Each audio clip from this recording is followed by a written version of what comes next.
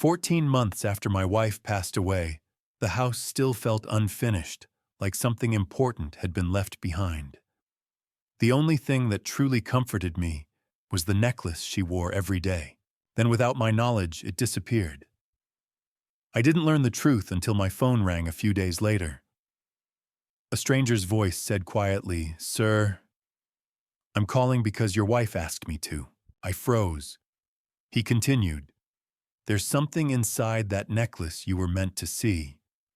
That was the moment everything I believed about my family began to shift.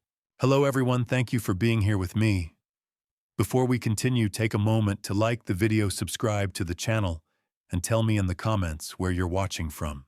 I truly enjoy reading your stories. Just a quick note, some parts of this story are creatively adapted for reflection and learning. Any similarity to actual people or places is unintentional, but the message behind it may stay with you longer than you expect. The phone rang at exactly 3 in the afternoon. I was in the living room, sitting in the same chair I'd occupied every day since Elizabeth passed away. 14 months of routine, 14 months of absence. Her chair sat across from mine, untouched, as if she might return at any moment. The house was silent in a way that felt heavy, not peaceful, heavy. Loss does that, it turns quiet into pressure. My phone vibrated on the coffee table. Unknown caller, Portland area code. I considered ignoring it. Most calls these days were either sales pitches or people looking for something from me. I had very little left to give. Still, something in my chest tightened. A feeling I couldn't explain. I answered. "Hello, is this George Collins?" The voice was male, older, measured, almost cautious. "Yes, my name is Walter Quinn. I own Quinn's Fine Jewelry here in Portland. I'm calling because your wife asked me to." I straightened in my chair. "My wife," I said. "Elizabeth Collins." "I'm very sorry for your loss, Mr. Collins. We actually knew each other years ago, Jefferson High School, class of '69. My heart began to pound. Elizabeth had been gone for over a year. And yet here was a stranger calling about her now. "What is this about?" I asked. There was a pause, long enough to feel deliberate. "Your wife commissioned a necklace from me a couple of years ago. White gold. She gave me very specific instructions. She told me that if anyone other than you ever brought that necklace into my shop, I was to contact you immediately." The room seemed to tilt. "I don't understand," I said. "Two people came into my store today. A man and a woman. They sold me a necklace. The same one Elizabeth had me modify. I paid them $4,000 for it." My fingers went numb. "Who were they?" I asked. Another pause. "The woman introduced herself as Amanda Collins. I believe she's your daughter." I couldn't breathe. Amanda and Lucas. "That can't be right," I said. "The necklace is upstairs, in Elizabeth's jewelry box." "Mr. Collins," Walter said gently, "I think you should take a look." I stood, my legs unsteady, keeping the phone pressed to my ear. "Stay on the line." Each step up the staircase felt heavier than the last. I reached our bedroom. Elizabeth's dresser stood exactly where it always had. The small wooden jewelry box sat on top, just as it had for decades. I opened it. The space where the necklace should have been was empty. I searched anyway, lifted the velvet lining, moved her rings aside, her earrings, the watch I'd given her years ago. Nothing. The necklace was gone. My eyes fell to the lock. Scratched, forced, fresh marks in the brass. Someone hadn't just taken it. They'd broken in. I returned to the phone, my hand shaking. "It's gone," I said. Walter exhaled softly. I was afraid of that. Elizabeth prepared for this. She paid me in advance, told me exactly how to respond when this happened. 2 years ago, I asked, closer to 2.5. She was certain someone would try to sell it. She told me to buy it immediately, no questions, and then call you. I sat on the edge of the bed. Elizabeth sighed. The blanket still held a trace of her lavender soap. "Why would she expect this?" My voice cracked. "She didn't explain, but she told me there was something you needed to see, something concealed inside the necklace." "Inside?" I asked. "There's a hidden compartment, very small. I'm the only one who knows how to open it. Elizabeth designed it that way. My thoughts raced. She'd planned this long before she died, before the illness, before everything fell apart. She had known Amanda would take it, and she had prepared for it. What's inside, I asked. A 3-digit number. She said you'd recognize it. Tell me the number. I think it's better if you see it in person, Walter said. If you're able, come by tomorrow. My shop is at 412 Northwest 23rd Avenue. I'll be there until 6. I wrote the address down on the notepad beside the bed. Elizabeth's handwriting still filled the page above it, grocery reminders, appointments, ordinary life. She'd been planning this in the middle of all that. Before hanging up, Walter spoke again. Mr. Collins, your wife told me something else. She said people would try to make you question yourself, that they'd tell you you were confused. But you're not. She said you'd need proof. My throat tightened. She really said that, exactly like that. We sat in silence for a moment. Thank you for calling, I said. I wish the circumstances were different, he replied. But Elizabeth wanted you protected. Whatever's happening now, she saw it coming. The call ended. I stayed seated on the bed, holding the broken jewelry box, staring at the damaged lock.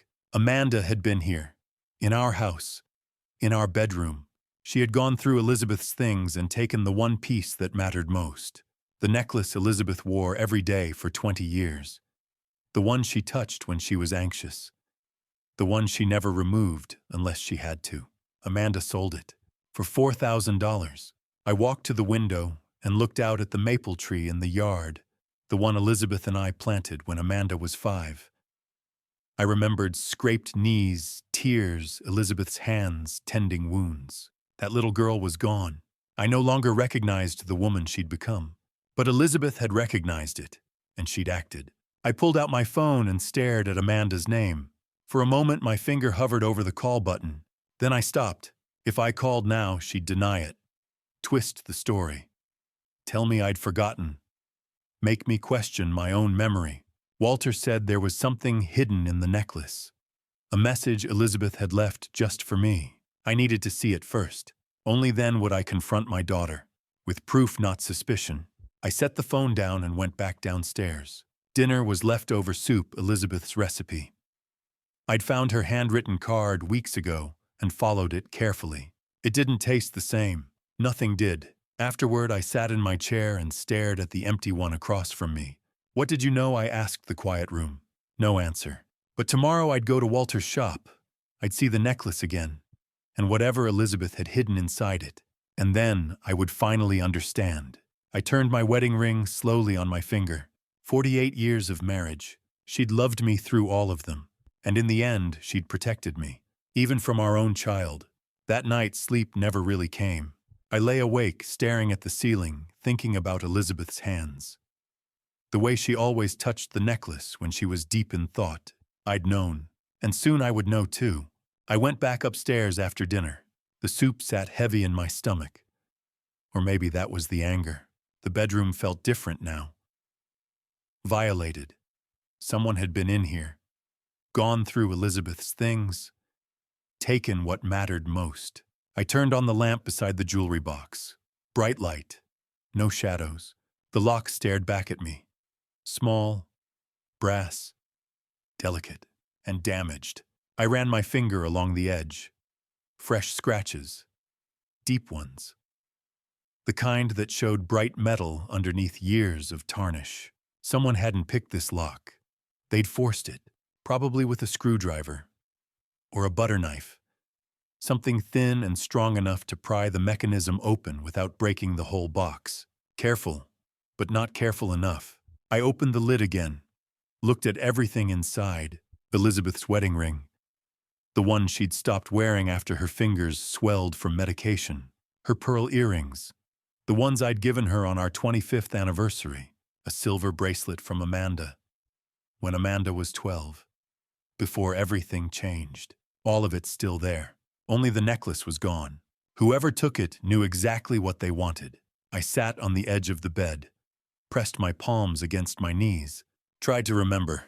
Elizabeth had worn that necklace every single day. For 20 years, maybe longer. I'd see her at breakfast, Sunlight through the kitchen window, the white gold catching the light. She'd touch it sometimes when she was thinking. Her fingers finding the small heart-shaped clasp. In the garden, dirt under her nails, tomatoes in a basket. The necklace resting against her collarbone. On our anniversary, 3 years ago, before she got sick, we'd gone to that Italian place on Division Street. She'd worn her blue dress, the necklace. I'd reached across the table to hold her hand. She'd touched the necklace with her other hand. "This is my favorite thing you ever gave me," she'd said. I'd frowned. "I didn't give you that." She'd smiled. That knowing smile. The one that meant she had a secret. "I know." I'd laughed. Thought she was joking, but she wasn't. She'd bought it herself. 2.5 years ago. Right around the time Amanda's real estate project collapsed. Right after Amanda started asking questions about our finances, about wills, about what would happen if something happened to me. Elizabeth had seen something, and she'd started planning. I stood, walked to the bedroom door, looked at the frame, the lock, there, just above the handle. A thin scratch. Recent. The wood lighter where something had scraped it. Someone had picked this lock too, but Amanda didn't need to pick it. She had a key. Elizabeth had given her a spare 5 years ago. "Just in case," Elizabeth had said. "In case there's an emergency and you need to get in." I walked downstairs, to the kitchen, opened the drawer where we kept the spare keys. Amanda's key wasn't there. She still had it. I leaned against the counter, closed my eyes, forced myself to think. When had she been here? Not Monday. I'd been home all day. Not Tuesday. Today. Until Walter's call, everything had been normal. Sunday. 3 days ago, she'd stopped by around 2 in the afternoon, said she wanted to check on me, brought a casserole, said Lucas was working, said she missed me. We'd sat in the living room, talked about nothing, the weather, her job, the traffic on Hawthorne. Then she'd excused herself. "Can I use your bathroom, Dad?" Of course. She'd gone upstairs. I'd stayed in the living room, finished my coffee. She'd been gone 15 minutes. When she came back down, she'd hugged me, said she loved me, said she'd come by again soon. And she'd left, with Elizabeth's necklace in her purse. My hands gripped the counter edge. She'd planned it. Come over with an excuse. Gone upstairs while I waited below. Broken into the jewelry box. Taken the one thing Elizabeth never took off. And then hugged me goodbye. I pulled out my phone. Scrolled to her number. Amanda Collins, my daughter. My thumb hovered over the call button. One tap. That's all it would take. I could hear her voice already, confused, concerned. "Dad, what's wrong?" "The necklace, Elizabeth's necklace. You took it." "What necklace, Dad? I don't know what you're talking about." "You were here Sunday. You went upstairs. You took it." "Dad, I didn't take anything." "Are you feeling okay? Have you been eating, getting enough sleep?" She'd turn it around. Make it about me, about my memory. About whether I was competent to live alone. And maybe I'd start to doubt myself. Maybe I already was. I set the phone down. Walter's words echoed in my head. "There's something inside. A number. She said you'd understand." If I called Amanda now, I'd have nothing but accusations. No proof. Just my word against hers. And she'd already sold the necklace. The evidence was gone, unless I got it back. Walter had it. Bought it for $4,000. Had it locked in his shop right now. He'd open it tomorrow. Show me what Elizabeth had hidden inside. Then I'd know. Then I'd understand why she'd planned this. What she'd seen coming. And then I'd confront Amanda. With evidence. With answers. Not like this. Not blind and angry and desperate. I made myself a cup of tea. Earl Grey, Elizabeth's favorite. Sat at the kitchen table. The same table where we'd eaten breakfast together for 48 years. The clock on the wall ticked. Each second louder than the last. I thought about Elizabeth's hands. The way she'd held her coffee cup. The way she'd touched that necklace when she was worried about something. She'd been worried about Amanda.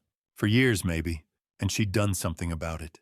Built a plan, commissioned a necklace, paid a jeweler $4,000 in advance, left me a trail to follow, even knowing she wouldn't be here to see it. That's love. Not the easy kind. Not the kind that makes you feel good in the moment.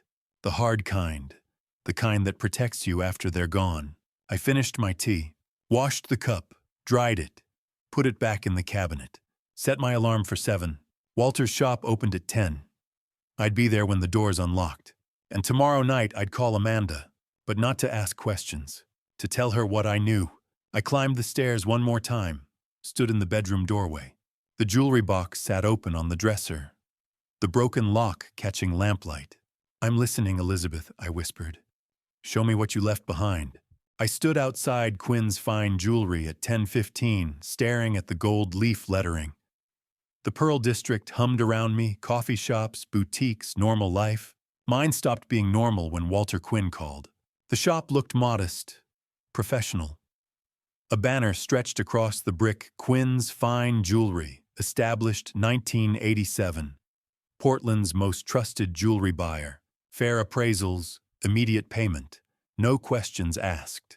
I pulled out my phone, Googled the shop. 4.8 stars. 347 reviews.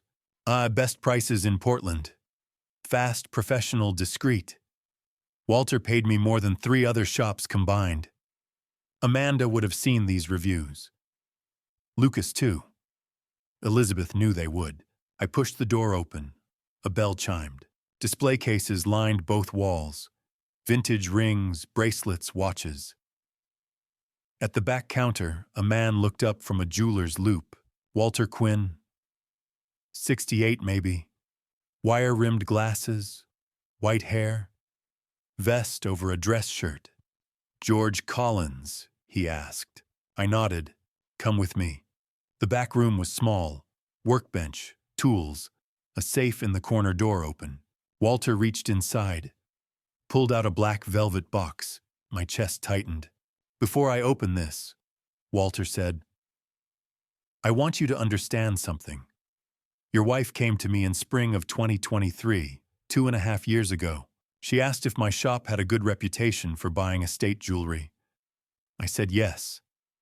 She asked if people search online before they sell. I said most do." He tapped the box. She said, "Good. Then when my daughter needs money, she'll find you." I stared at the box. "Elizabeth paid me $4,000. Walter continued. "In cash. She said when someone brought this necklace in, I was to buy it immediately. No haggling. Then call you. She knew Amanda would sell it. She knew someone would." Walter opened the box.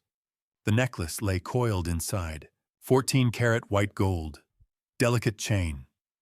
Heart-shaped clasp. I couldn't breathe. I'd seen that necklace 1,000 times. Around Elizabeth's neck, on her dresser, in photographs. But I hadn't seen it in 20 years. Not since the day I gave it to her. "Do you recognize this?" Walter asked gently. I reached out, touched the chain, cold, smooth. "I bought this," I said. My voice cracked. 20 years ago." Walter nodded. "Your wife told me. She said you saved for 6 months. I had. January 29th, 2005. Elizabeth's 50th birthday. I was working maintenance at the school district. 51 years old. Paycheck to paycheck. But Elizabeth never complained. Never asked for anything. So I skipped lunches, walked to work, put $20 a week in an envelope under the mattress. 6 months. $240. I took the bus downtown, went to 3 jewelry stores before I found this one. It cost $238. Elizabeth cried when I gave it to her. She wore it every day for 20 years. She wore it the day she came to see me, Walter said. She told me this necklace saved me once when George chose me. Now it's going to save him. I looked up. What did she mean? Walter turned the necklace over, pressed the side of the heart clasp. It clicked. A tiny compartment opened. Inside, engraved into the metal, 291. She had me add this, Walter said. A false back, hidden. Only I know how to open it. I stared at the numbers. January 29th, I whispered. Your wedding day, Walter said. And the day you gave her this necklace. 28 years apart. Same date. January 29th, 1977. I was 23. Elizabeth was 21. We got married at the courthouse. No money for a big wedding. Just us and a promise. She chose this necklace because it was yours, Walter said. Your love. Your sacrifice. She wanted it to be the thing that caught them. Caught them? Your daughter and her boyfriend. Elizabeth knew if Amanda needed money, she'd search online. She'd see my reviews. 4.8 stars. Best prices in Portland. She'd think she was being smart, but Elizabeth had already set the trap. I felt something crack open inside me. Elizabeth paid you $4,000, I said slowly. The same amount you paid Amanda. Correct. Your wife made sure I didn't lose anything. Walter looked at me. She also made sure you'd know what to do next. He reached into his desk drawer, pulled out a white envelope. My name was written across the front. Elizabeth's handwriting. My hands went numb. She left this, Walter said. Told me to give it to you after I showed you the number. I took the envelope. Inside a single card. George, Box 291, Portland Private Bank. Downtown. Everything you need is there. I love you, Elizabeth. I read it twice, 3 times. Box 291. The same number engraved inside the necklace. Safe deposit box, Walter said quietly. She opened it 2 years ago, January of 2023. Paid the rental fee 10 years in advance. You're listed as the authorized accessor. All you need is your ID and the key. Key. Walter pointed to the envelope. I looked inside again. A small silver key taped to the bottom of the card. Walter wrote an address on a business card. 418 Southwest Broadway, downtown, 3rd floor. Ask for the vault manager, Patricia Miller. Elizabeth spoke with her personally. I took the card, stared at Elizabeth's note. She'd planned this 2.5 years ago, while she was still alive, still healthy. She knew Amanda would steal from me. She knew Amanda would sell the necklace. She knew Amanda would find Walter through Google, and she'd left me a trail. A trail that started with the thing I gave her 20 years ago, proof of my love, and led to a locked box downtown.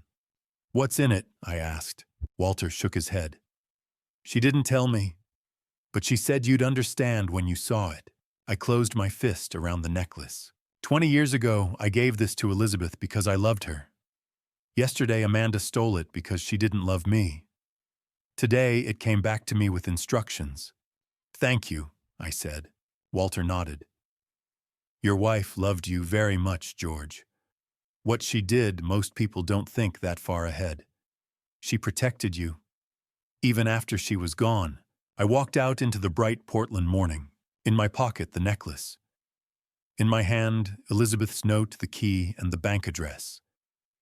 In my chest, a growing certainty. Elizabeth hadn't just left me a necklace. She'd left me a weapon. And whatever was in Box 291, I was about to find out. Spring 2023, 2.5 years before the call. The bell above the door chimed. Elizabeth Collins stepped into Quinn's Fine Jewelry on a Thursday morning in late April. The shop was quiet. Sunlight filtered through the display window, catching the facets of vintage rings and estate bracelets. At the back counter, Walter Quinn looked up from his workbench. Elizabeth, he said, surprised. Elizabeth Mitchell from Jefferson High. She smiled, tired but genuine. Class of '69. You became a jeweler, I remember. Walter set down his loupe, walked to the front counter. I haven't seen you in 40 years? Something like that. Elizabeth's voice was soft, measured. They exchanged pleasantries.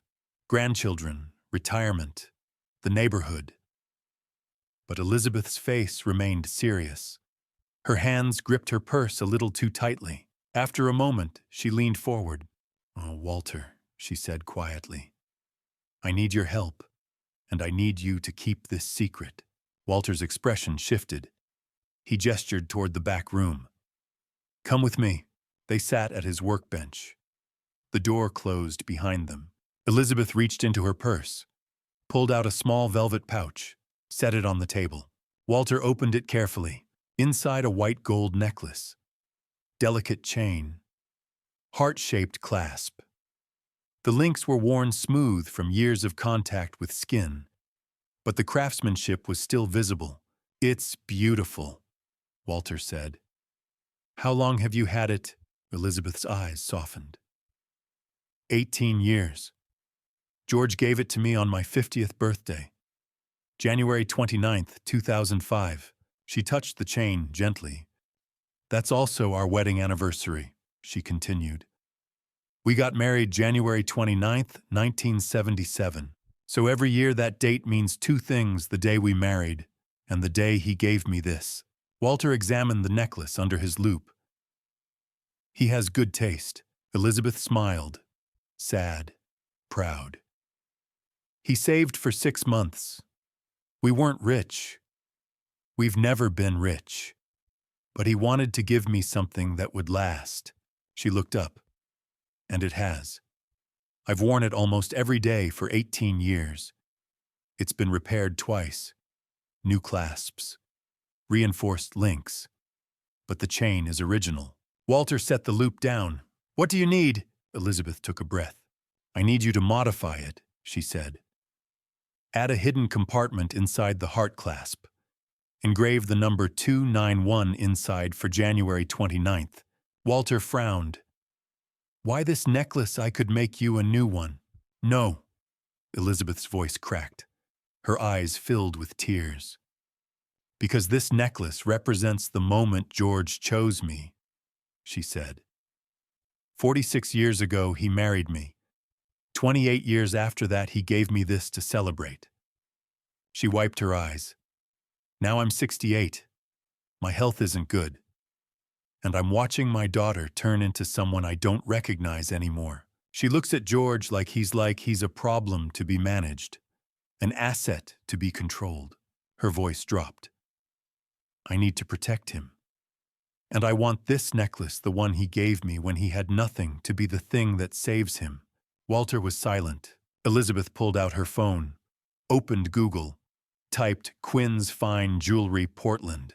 She turned the screen toward him. 4.8 stars. 347 reviews. "Best prices in Portland. Yeah, fast, professional, discreet. Walter paid me more than 3 other shops combined." Elizabeth looked at him. "If someone in my family needed to sell jewelry fast, where would they go?" Walter stared at the screen, then at her. "Here. They'd come here." "What exactly?" Elizabeth said. "Because you're the obvious choice, the smart choice, and my daughter always thinks she's smart." She set the phone down. "So when she steals this necklace from George's house," Elizabeth continued, "and when she needs money fast, she'll search online. She'll see your reviews. She'll think she's being clever, but I'll have already set the trap." Walter exhaled slowly. "You really think she'll steal from him?" "I know she will," Elizabeth said. "I've watched her for 3 years. She's been circling, waiting. The only reason she hasn't made a move yet is because I'm still alive." She paused. "But I won't be. Not for much longer." Walter's face softened. "Elizabeth, it's okay," she said. "I've made my peace with it. But I won't leave George defenseless." Walter examined the necklace again, turned it over, pressed the edges of the heart clasp. "I can create a false back," he said. "A tiny compartment. When it's closed, it'll look completely normal." "How long?" 2 weeks.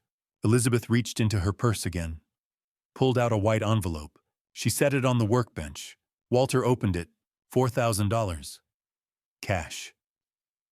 "This covers the modification," Elizabeth said, "and the buyback in the future. When someone, probably Amanda or her boyfriend, brings this in to sell, buy it immediately. Pay them $4,000. Then call George. She handed him a card with a phone number written on it. This is his cell. Don't call until after I'm gone. If I'm still alive, I'll handle it myself. Walter stared at the money. You're building a trap. I'm building a safety net, Elizabeth corrected. There's a difference. She stood, held out her hand. Will you do this for me, Walter, George Seton Taum? Walter took her hand. I will, I promise, Elizabeth nodded. Thank you. She turned to leave, paused at the door. One more thing, she said. When you call George after you show him the necklace, give him this. She handed Walter another envelope, smaller, cream-colored. George's name written on the front in careful handwriting. What's inside? Walter asked. Elizabeth's smile was sad, knowing. Everything he'll need to fight back. She left. Walter stood in the doorway. Watched her walk down Northwest 23rd Avenue. Watched her disappear into the spring sunlight. He looked down at the necklace in his hand, the envelope of cash, the sealed letter. Elizabeth Collins was 68 years old, sick and running out of time. But she wasn't running scared. She was 3 steps ahead. 14 months later, Elizabeth died. 10 months after that, Amanda brought the necklace to Walter. Exactly as Elizabeth had predicted. She'd known. From 2.5 years out, she'd turned my gift, the necklace I gave her on her 50th birthday, into a weapon. Not to harm anyone, but to protect me. She'd taken the thing I gave her when I had almost nothing, and she'd made it the thing that would save me when I had no one. That's the power of love. It doesn't just endure. It plans. It prepares. It protects. Even when it's gone. I called Amanda at 6:30. Come over, I said. Both of you. Dad. Her voice was cautious. Is everything okay? Just come. 30 minutes later, the doorbell rang. I opened it. Amanda stood on the porch. Lucas behind her. Both of them wore expressions of concern. Fake. Practiced. Dad, Amanda said, stepping inside. You sounded upset. What's going on? I didn't answer. I walked to the living room. They followed. I gestured to the couch. Sit. They sat. I stood, reached into my pocket, pulled out the necklace, set it on the coffee table. The white gold caught the lamplight. The heart clasp gleamed. Silence. Amanda stared at it. Lucas shifted in his seat. Where did you find that? Amanda asked. Her voice was too careful, too controlled. You sold it, I said, to Walter Quinn for $4,000. 3 days ago. Lucas's jaw tightened. Amanda blinked. Dad, I have no idea what you're talking about. You took it from my bedroom, I said. Sunday, when you said you were going to the bathroom. Amanda stood. I didn't take anything. I pointed to the necklace. The jewelry box lock was broken. There were fresh scratches on it. Shad, Amanda said slowly, I think you're starting to lose it. I froze. What? She looked at Lucas, then back at me. Her expression softened. Pity, concern. You're getting older, she said. And your memory, it's probably not what it used to be. My chest tightened. Lucas leaned forward. She's right, George. We've noticed some things. You forget where you put your keys. Last month you called us twice to ask the same question. That has nothing to do with this, I said. Amanda stepped closer. Maybe you moved the necklace and forgot. Maybe you're confused about what happened. I'm not confused, I said. Walter Quinn called me. He told me you sold it. Walter Quinn, Amanda repeated. Who's that? A jeweler. Quinn's Fine Jewelry. 412 Northwest 23rd. Amanda looked at Lucas. Do you know anyone named Walter Quinn? Lucas shook his head. She turned back to me. Dad, there was no sale. There's no jeweler. I think maybe you dreamed this. I have the necklace right here. Yes, Amanda said patiently. Because it's been in your house the whole time. Maybe you found it and forgot you'd moved it. The lock was broken. Maybe you broke it, she said. Maybe you were looking for something and forgot. I felt something crack inside me. A small crack, just for a moment. Was I confused? Had I imagined the call? Amanda saw the hesitation in my face. She pressed forward. "Dad," she said softly, "this is exactly what we've been worried about. You're forgetting things, getting confused. Your mind, it's not as sharp as it was." Lucas nodded. "Maybe we should take you to see Dr. Owen, get you checked out." "There's nothing wrong with me," I said, but my voice sounded weaker than I wanted it to. Amanda sat on the armrest of the couch, close to me, her hand on my shoulder. "We're not trying to be mean," she said. "We love you, but we're worried about whether you're still capable of living alone." I pulled away. "I'm capable, and I'm not confused." "Hut, then show me proof," Amanda said.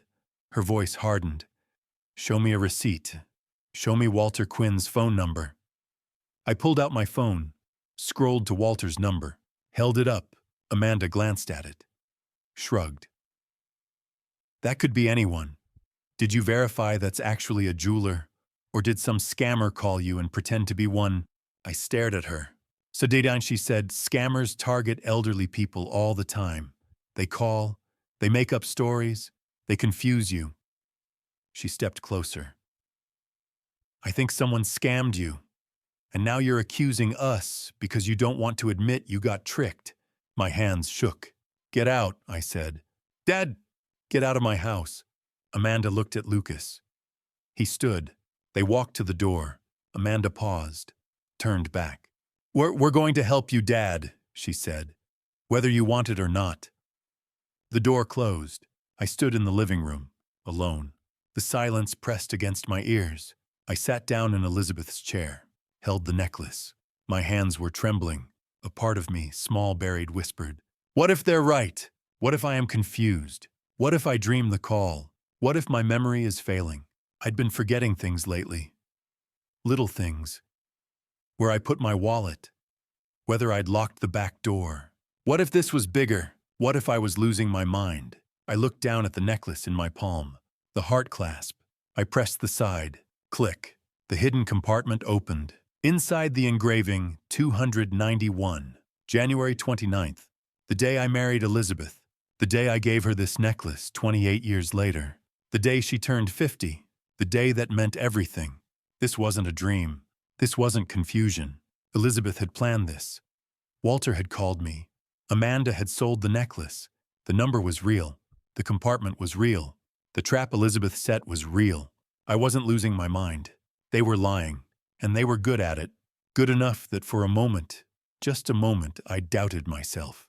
That's what gaslighting does. It makes you question reality. It makes you feel crazy, even when you're holding proof in your hand. I closed the compartment, set the necklace on the side table, stood, walked to the window. Outside, Amanda's car was still in the driveway. She and Lucas were sitting inside, talking.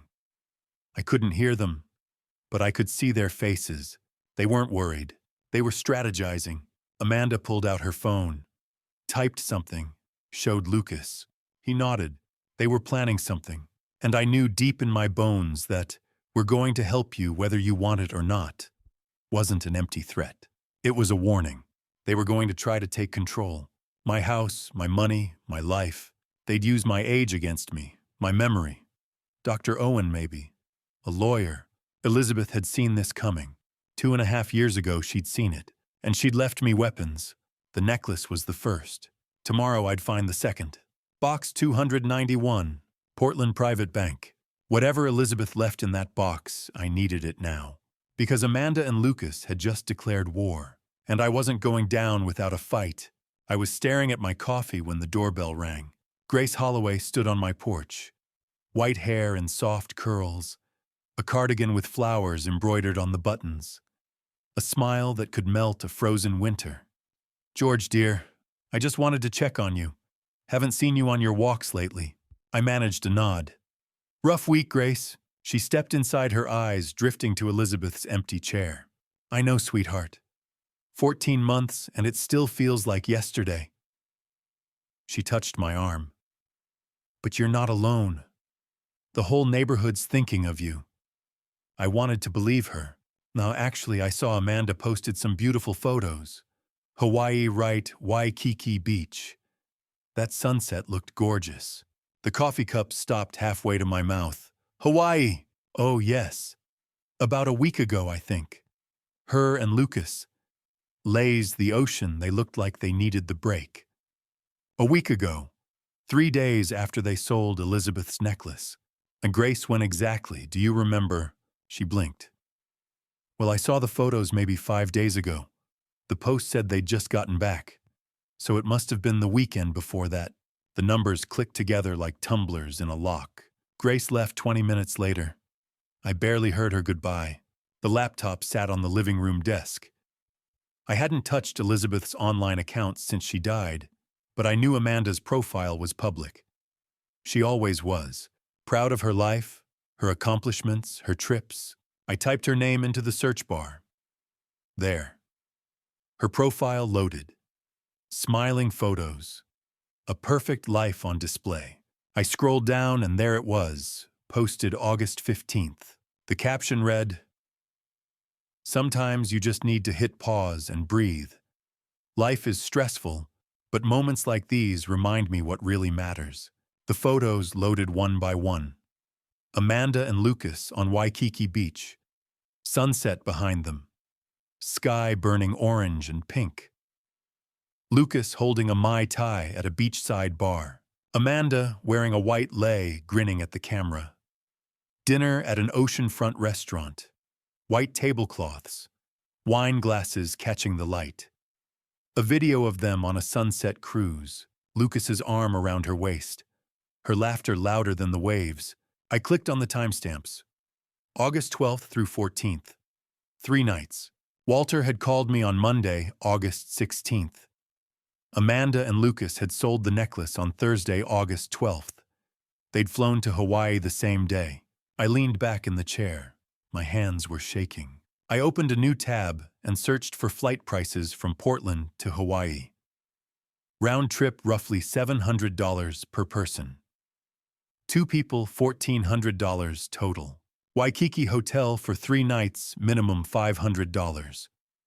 Food, drinks, sunset cruise, another $200. Total $2,100. But the necklace sold for $4,000. I grabbed the notebook I'd been keeping and wrote down the numbers. $4,000 received from Walter. $1,800 for Lucas's vendor debt he'd mentioned at Thanksgiving. $600 for the Lexus payment. 3 months overdue, she'd complained about it at Easter. $1,400 for the Hawaii trip. $200 in miscellaneous expenses.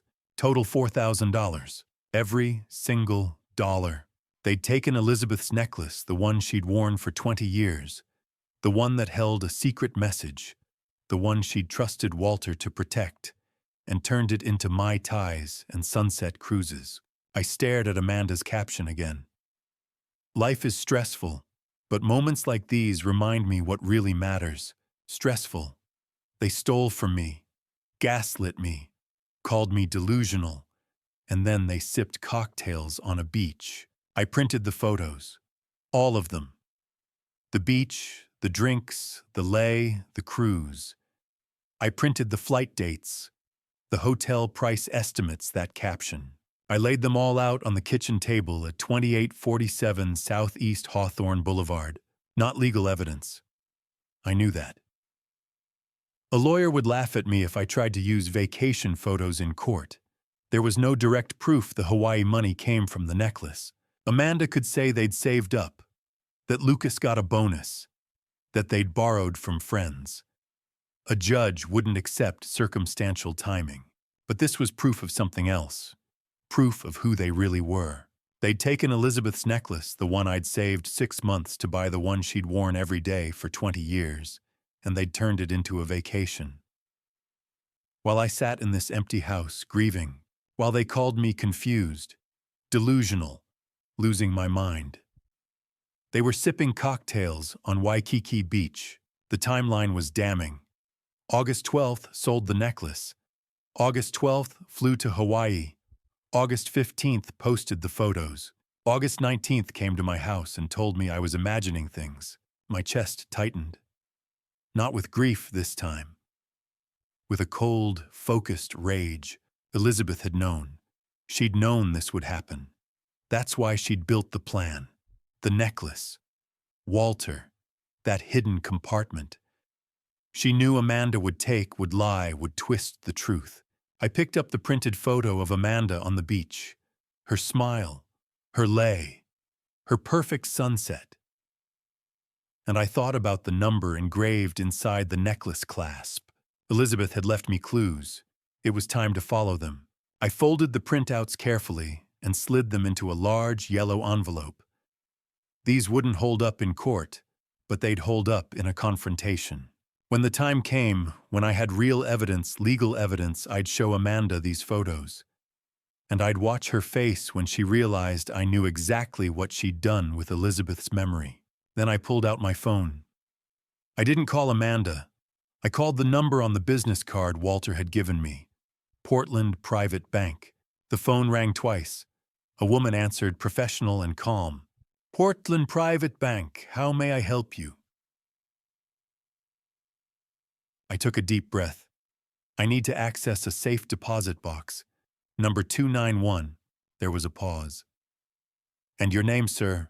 George Collins. I heard keys clicking, a moment of silence. Mr. Collins, yes.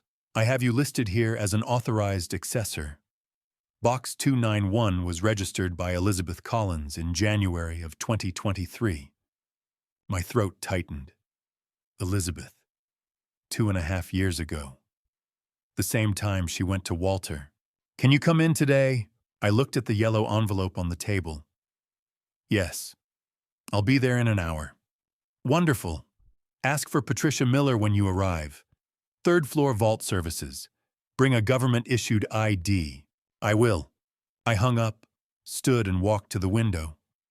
Outside, the morning sun was climbing over the rooftops of southeast Portland. The neighborhood was waking up. People walking dogs, cars backing out of driveways, normal life. Mine had stopped being normal 2.5 years ago when Elizabeth started building a safety net. A net I was about to step into. I grabbed my keys, my wallet, and the yellow envelope with the Hawaii photos. Not for the bank, not for a lawyer, for Amanda. When the time came, and I walked out the door. I'd planned to go to the bank yesterday, but by the time I'd finished printing the Hawaii photos and organizing the evidence, it was almost 4 o'clock. The bank closed at 5. I decided to go Friday morning instead.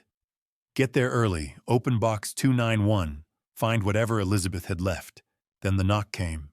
3 sharp raps, loud, insistent. I opened the door to find a man in a gray suit standing on my porch.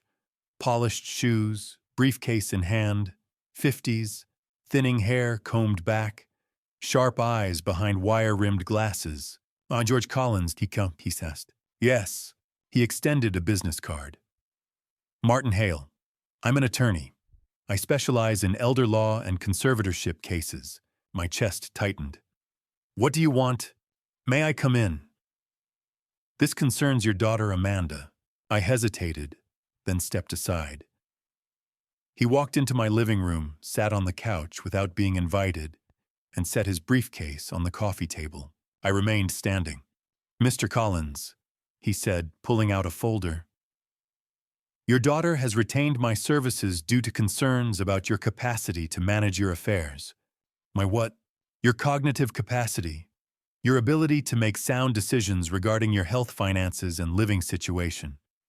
I stared at him. There's nothing wrong with my capacity. Martin Hale didn't smile or frown. Just opened the folder and pushed the first document across the table. A medical report. Letterhead Owen Mercer, M.D., Family Medicine, Portland, Oregon. Dated July 2nd, 2025. 6 weeks ago. I picked it up and read. Patient presence with family concerns regarding memory and decision-making capacity. Daughter reports increased forgetfulness, confusion about dates, difficulty managing finances. Patient appears lucid during visit. but may require formal cognitive screening. My hands shook. This is false. I never said any of this. Dr. Owen documented family concerns. Your daughter called ahead of your appointment and expressed worry about your memory. I don't have memory problems. Martin pulled out a second document. This is a witness statement from Grace Holloway, your neighbor, signed August 7th. I took it. Grace's signature was at the bottom, neat and careful. The statement read, I have known George Collins for 12 years. In recent months, I've observed concerning behavior. On July 20th, he asked if I'd seen Elizabeth, his late wife, who passed away over a year ago. He frequently forgets appointments and has mentioned leaving his keys in unusual places. He seems confused at times and may not be safe living alone. My vision blurred. Grace didn't say that. Not like this. She signed it. In what context? Did Amanda ask her leading questions? Twist her words? Martin's expression didn't change. Ms. Holloway signed the statement voluntarily. He pushed a third document forward. Petition for conservatorship. Petitioners Amanda Collins and Lucas Reed. Respondent George Collins. I read the grounds. Respondent exhibits cognitive decline, including memory loss, confusion, and impaired judgment. Respondent is unable to manage financial affairs and poses a risk to his own safety. Petitioners request full conservatorship of person and estate with Amanda Collins appointed as conservator. My throat closed. When was this filed? It hasn't been filed yet. Amanda wants to give you an opportunity to cooperate voluntarily. If you agree to certain terms, we can avoid court proceedings. Cooperate how?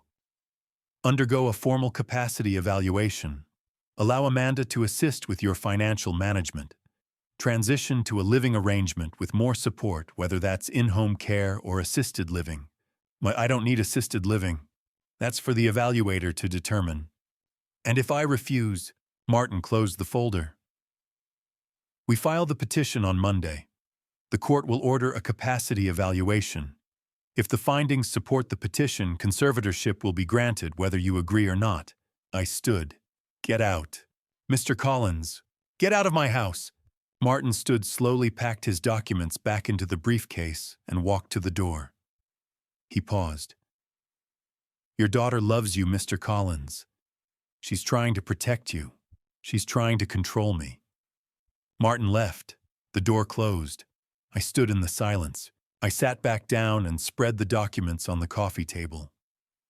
The medical report, the witness statement, the petition. I looked at the dates. July 2nd, Dr. Owen appointment, 6 weeks ago. Late July, Grace's statement collected.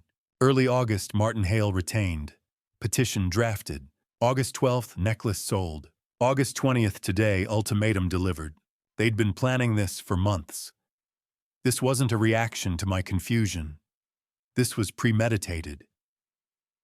Amanda had called Dr. Owen before my appointment, planted concerns, twisted his notes. She'd talked to Grace, asked leading questions, got a signature. She'd hired a lawyer and drafted legal documents. And then, on August 12th, she'd sold Elizabeth's necklace for $4,000. This wasn't impulsive.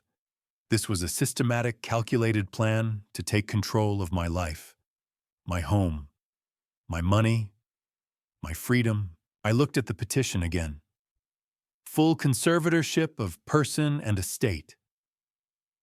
If they succeeded, Amanda would control everything.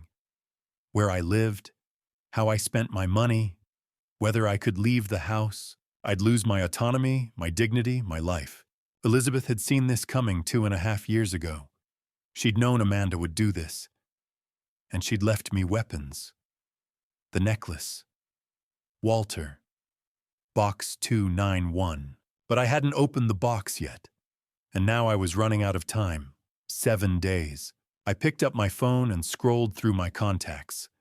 Found the name Elizabeth had written in her will. James Cartwright, attorney at law, Elizabeth's lawyer, the one who'd handled her estate. I pressed call. The phone rang twice. James Cartwright. Mr. Cartwright, this is George Collins, Elizabeth's husband. There was a pause. Then, George, I've been waiting for your call. My breath caught. You have.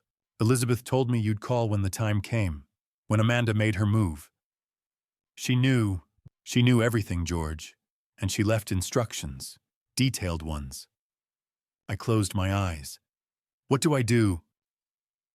First, don't sign anything Martin Hale gives you. Don't agree to any evaluations. Don't let Amanda into your financial accounts. Okay. Wand, have you been to Portland Private Bank yet? Box 291. I looked at the yellow envelope on the side table. The Hawaii photos. The evidence I'd gathered. Not yet. I was going this morning. Then Martin Hale showed up. Go tomorrow, Saturday. The vault is open until noon. Patricia Miller is expecting you. Everything you need is in that box. What's in it? James's voice softened. Elizabeth's countermeasures. She built a safety net, George. And it's time to use it. I spread everything across the kitchen table. The Hawaii printouts. Martin's legal documents. Walter's business card. The bank confirmation. Rain tapped against the window. The house was too quiet. I pulled out a yellow legal pad and drew a line down the center of the page. Left side their plan. Right side Elizabeth's plan. I started writing. At their plan. July 2nd, 2025. Doctor's appointment.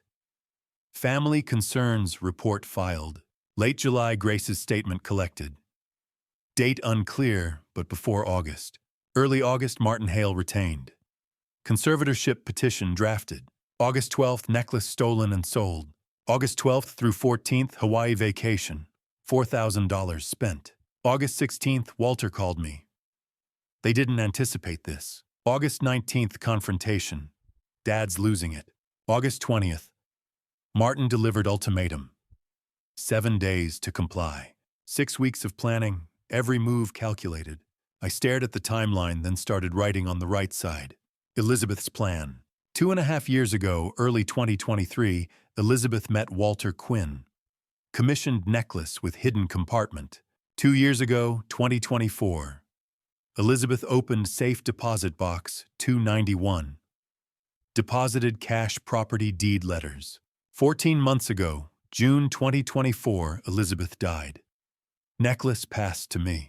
August 2025. Amanda took necklace. Walter called. Number 291 revealed. Tomorrow, August 21st, I open box 291. Elizabeth had started her plan 2 years before Amanda started hers. She'd known. Not the details. Not every move. But she'd known the nature of it. That Amanda would take, would manipulate, would try to control. So Elizabeth had built a safety net. The necklace. The number. The vault. A trail only I could follow. I walked into the living room. Elizabeth's photograph sat on the mantel, taken on our 40th anniversary. Her smile. Those eyes that always saw everything. I picked it up and whispered, "You knew." The house was silent, but I felt her answer anyway. Of course I knew. I thought about the necklace, how she'd worn it every day for 20 years. Never took it off. Even when she slept. I'd thought it was just sentiment, but it wasn't. It was a message waiting. Why didn't you tell me? I asked the photograph, but I already knew the answer, because telling me wouldn't have been enough. I would have confronted Amanda, argued with her, and I would have lost. No evidence, just accusations. Elizabeth needed me to see it for myself, to experience it, to gather proof. The necklace sale, the Hawaii trip, the lawyer's documents. Each piece was a weapon. Elizabeth had given me an arsenal. I just needed to be willing to use it. I set the photo back on the mantel. I'm not going to let them win. The rain kept falling. I sat in my chair. Elizabeth's chair across from me. Empty. My mind circled back to Amanda's words. Dad's losing it. Your memory, it's not what it used to be. Was it true? I'd been so certain about the necklace. But yesterday, I doubted myself. Wondered if I'd imagined the whole thing. That's what gaslighting does. It plants seeds of doubt. Even now, a part of me wondered. What if Dr. Owen is right? What if I really am confused? What if Amanda is actually trying to help me? I closed my eyes. No. The evidence was clear. Walter had confirmed the necklace, confirmed Elizabeth's plan, confirmed the $4,000. The Hawaii photos were real. The dates matched perfectly. The timeline was documented. July through August, 6 weeks. This wasn't confusion, this was theft, but the doubts lingered. Because that's what they wanted. They wanted me uncertain, self-questioning. Weak. I thought about Martin's words. Elderly parents don't recognize they need help. That was the script they were building. The concerned daughter, the failing father, the necessary intervention. Clean, sympathetic, legal. And if I resisted, I'd look like the problem, a stubborn old man refusing help. I opened my eyes and looked at the timeline again. Box 291. Tomorrow I'd know what Elizabeth had left me. And then I'd decide how to fight. I spent the next hour organizing, created a folder, labeled it Evidence and Documentation. I divided the contents into 2 sections in my mind. For legal use, Walter Quinn's contact information. Eyewitness to necklace sale. Martin Hale's business card. Conservatorship threat. Dr. Owen's report, dated July 2nd, to be refuted with independent evaluation. Conservatorship petition. Draft copy, Grace's statement. Shows their manipulation tactics, though I won't use it against Grace. Bank confirmation. Box 291 access tomorrow at 10 in the morning. For confrontation, only Hawaii printouts. Photos, dates, caption. Financial breakdown. Estimated $4,000 spending. Timeline analysis. August 12th sale leading directly to August 12th through 14th vacation. I wrote a note in the margin. The Hawaii photos won't hold up in court. No direct proof the vacation money came from the necklace. Amanda could claim they saved up, that Lucas got a bonus, that they borrowed from friends. A judge wouldn't accept circumstantial timing, but the photos prove character. They prove intent. They prove who Amanda really is. When I confront her, when I have real legal evidence from Box 291, these photos will show her I know. I know exactly what she did with Elizabeth's memory. Then I made copies of everything and put the originals in a locked box. I wrote a final note in my notebook. Tomorrow, 10 in the morning. Portland Private Bank, 418 Southwest Broadway. Open Box 291. Read Elizabeth's letter. Discover what she left me. Next steps. Call James Cartwright, Elizabeth's attorney. Done. Get independent medical evaluation. Gather real legal evidence from Box 291. Build the case with James. Confront Amanda, but only when I have proof that will stand up in court. I underlined the last line twice. No more defense, no more doubt. This time I'd have everything. I didn't sleep, just sat in my chair, watched the rain, thought about Elizabeth. She'd loved me for 48 years. She'd understood me better than I understood myself. And she'd protected me, even from the grave. At 6 in the morning, the rain stopped. Light broke through the clouds, gray turning to gold. I stood showered and dressed. Put the evidence and documentation folder into my leather briefcase. The Hawaii photos were in there, not as legal evidence, but as a reminder of what they'd done, of who they really were. At 9:30, I climbed into my pickup truck. Portland Private Bank, 418 Southwest Broadway. Box 291 was waiting, and so was Elizabeth's truth. Whatever she'd left in that box, recording documents, instructions that would be the real evidence. The evidence that would stand up in court. The evidence that would protect me. The Hawaii photos were just the beginning. Tomorrow I'd have the rest. The Portland Family Medicine Clinic was nearly empty on Saturday afternoon. James Cartwright and I walked through the glass doors at 2 o'clock. The receptionist looked up, surprised. "We're here to see Dr. Owen Mercer." James said, his voice calm and professional. The voice of a man who'd done this 1,000 times. "Do you have an appointment to sell?" "No, but he'll want to see us." James handed her his card. "Attorney at law." She picked up the phone, spoke quietly, then nodded toward the hallway. "Room 3, he'll meet you there." We walked past empty exam rooms. The fluorescent lights hummed overhead. My briefcase felt heavy in my hand. Inside was the retraction. We needed him to sign the audio recording Elizabeth had left, and the timeline James and I had built this morning after I opened box 291. Dr. Owen Mercer was waiting in his office. 58 years old, graying hair, wire-rimmed glasses. He looked smaller than I remembered. "Mr. Collins, I wasn't expecting you. Is everything all right?" So I know how I said, "It's not." James stepped forward and extended his hand. "James Cartwright. I'm the attorney for Elizabeth Collins's estate. We need to talk about your report dated July 2nd. Dr. Owen's face changed. The color drained. "I have patients this afternoon. Your schedule says otherwise," James said. "And this won't take long, if you cooperate." Dr. Owen looked at me, then at James, then back at me. "What is this about?" I set my briefcase on his desk, opened it, and pulled out the medical report.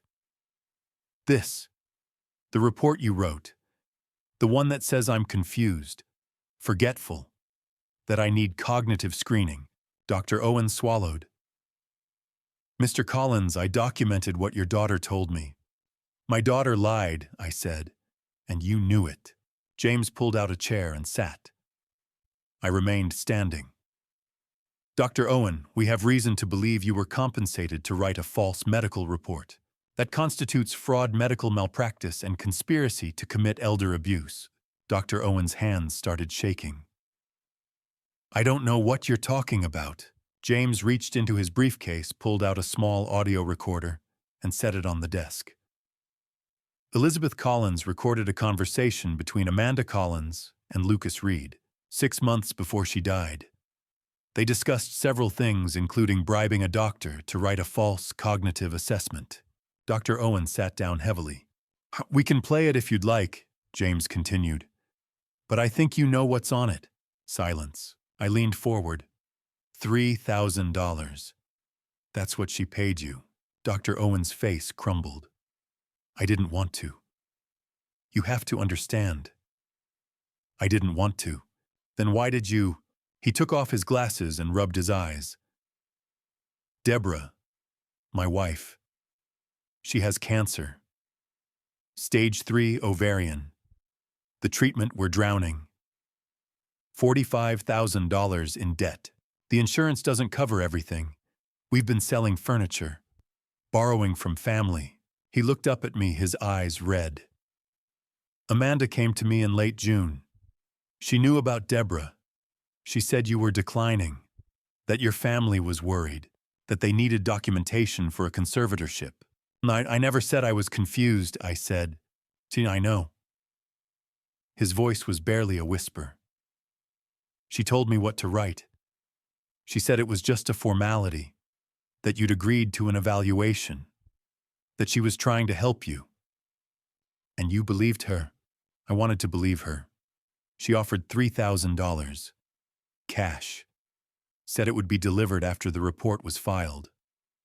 And it was. He nodded. 2 days later, in an envelope, no return address, James leaned forward. "Do you have any communication from Amanda, emails, texts?" Dr. Owen hesitated, then pulled out his phone. His hands were still shaking. He scrolled, stopped, and turned the screen toward us. I read the messages. June 28th. "Dr. Owen, I need your help. My father is declining. Can we meet June 30? I know about Deborah's treatment. I want to help. $3,000. Just write the report as we discussed. July 1st. Your wife needs you. My father needs intervention. This helps everyone. Cash. No one will know. July 1st, okay. James took photos of the screen with his own phone. These messages constitute evidence of conspiracy and medical fraud. Dr. Owen put the phone down. Am I going to lose my license? That depends, James said. On what you do next. James pulled out a document and set it on the desk.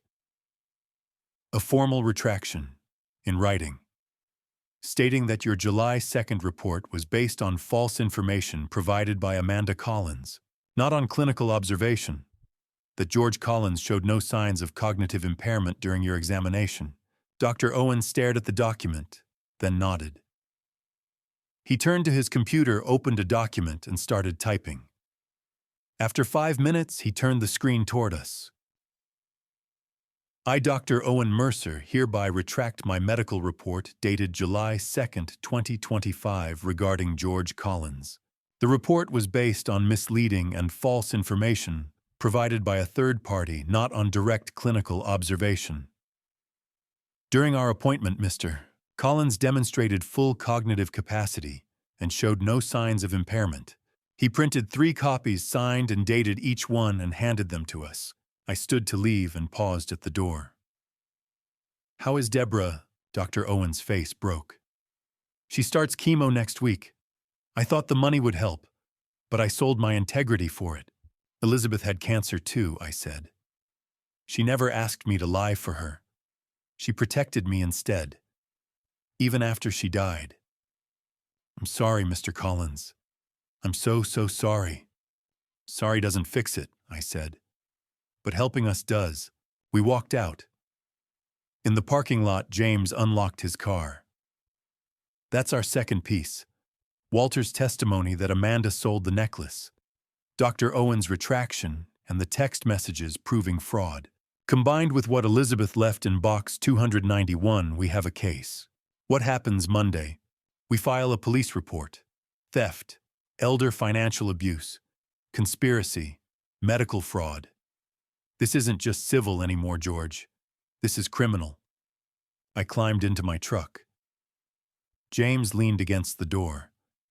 You did good today. Elizabeth would be proud. I thought about the box, the letter, the recording. Everything she'd left behind. She knew. 2 years ago, she knew Amanda would do this. And she prepared, James said. Now we use what she left us. Monday, we'd file the report. And then Amanda would learn what it meant to steal from someone who'd been loved by Elizabeth Collins. I pulled into the parking garage beneath Portland Private Bank at 9:55 Saturday morning. The building rose above me, glass and steel, 20 stories of wealth and secrets. I took the elevator to the lobby. Marble floors, high ceilings, chandeliers that caught the late summer light. The place was quiet. Saturdays always were. A sign directed me to the 3rd floor. Vault services, another elevator. My reflection stared back at me in the polished doors. 71 years old. Tired, but not defeated. The 3rd floor reception was smaller, elegant. A woman sat behind a desk. I'm here to see Patricia Miller, I said. She picked up the phone, spoke quietly, and a moment later, a door opened. Patricia Miller was in her 50s, navy suit, silver jewelry, kind eyes behind modern frames. She extended her hand. Mr. Collins, I've been expecting you. Her grip was firm, professional. Elizabeth spoke of you often. I blinked. You knew Elizabeth. She opened box 291 2 years ago, January 2023.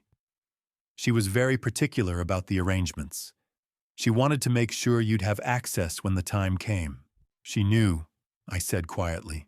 She knew, Patricia agreed. She led me through a security checkpoint. checked my ID, had me sign a register, then through a second door with a keypad. We descended in an elevator. The hallway at the bottom was sterile. Concrete walls, fluorescent lights, a heavy steel door at the end. Patricia used a key card and entered a code. The door opened with a hydraulic hiss. The vault room was larger than I expected. Rows of safe deposit boxes lined the walls, climate-controlled. Silent except for the hum of ventilation. Patricia walked to a section marked 200s. Box 291 was in the middle row. Waist height. We'll need both keys, mine and yours. I reached into my pocket. Found the small silver key Elizabeth had left with Walter. My hand shook as I inserted it into the lock. Patricia inserted hers on the opposite side. On 3, 1, 2, 3, we turned the keys simultaneously. The lock clicked. The box slid out. A long metal drawer. Heavier than I expected. Patricia gestured to a small room off to the side. A table, a chair, a door. Take your time. I'll be outside when you're ready. She left. The door closed softly. I was alone. I carried the box to the table, set it down carefully, took a breath, opened the lid. The first thing I saw was money. Stacks of $100 bills wrapped in bank bands. Bundled and organized, I counted. 12 bundles of $10,000. 7 bundles of $1,000. $127,000. A note was attached. Elizabeth's handwriting. For emergencies. For freedom. For starting over. I love you.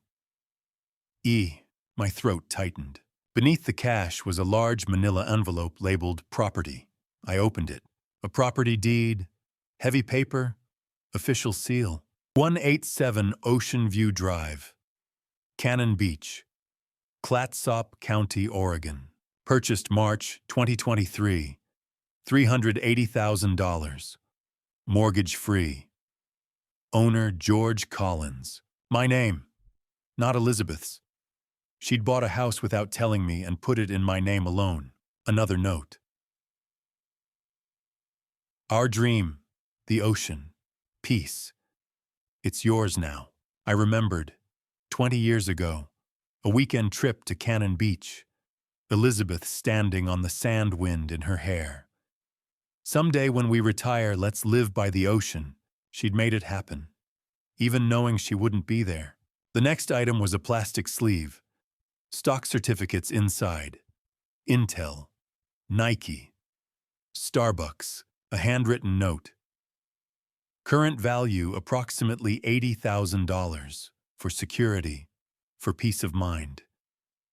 I wanted this for Amanda's education once, but not anymore. I stared at that line. Not anymore. The next item made me stop. A small digital audio recorder. Silver. Modern. A post-it note stuck to the top. Elizabeth's handwriting, play me first, E. I picked it up and pressed play. Elizabeth's voice filled the small room. George, my love, if you're hearing this, I'm gone. And Amanda has made her move. 6 months ago, I hid a recorder in our living room, behind the clock on the mantel. I suspected Amanda was planning something. I needed proof, not suspicion. Proof. Her voice was calm, strong. The voice I'd loved for 48 years. What you're about to hear was recorded on February 14th, 2024. Valentine's Day. You were at the hardware store. Amanda and Lucas came over. They didn't know I was in the bedroom listening. A click. The recording changed. Different voices now. Younger. Sharper, Amanda's voice. We need to move faster. Dad's still sharp. We need documentation. Lucas. The doctor thing is risky. Amanda. Owen's desperate. His wife has cancer. $5,000 in cash, he'll write whatever we want. My hands clenched around the recorder. Lucas, and if George fights back, Amanda laughed. He won't. He's old, grieving, alone. We'll make him look incompetent. Grace will sign a statement if we ask the right questions. Owen's report will back it up. Then conservatorship. Lucas, what about the house? Amanda. First thing we sell, 400,000 easy. Pay off my Lexus. Lucas's vendor debts. Maybe another vacation. Hawaii was nice. Dad won't even know what hit him. The recording ended. Silence. Elizabeth's voice returned.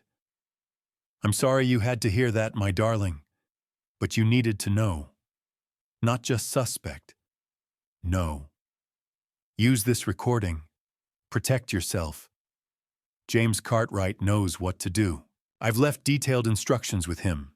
The trust documents are in the box. The deed. The money. Everything you need to be free. A pause. I love you, George. I've always loved you. From the day we met to the day I die. And I'm still protecting you. Even now.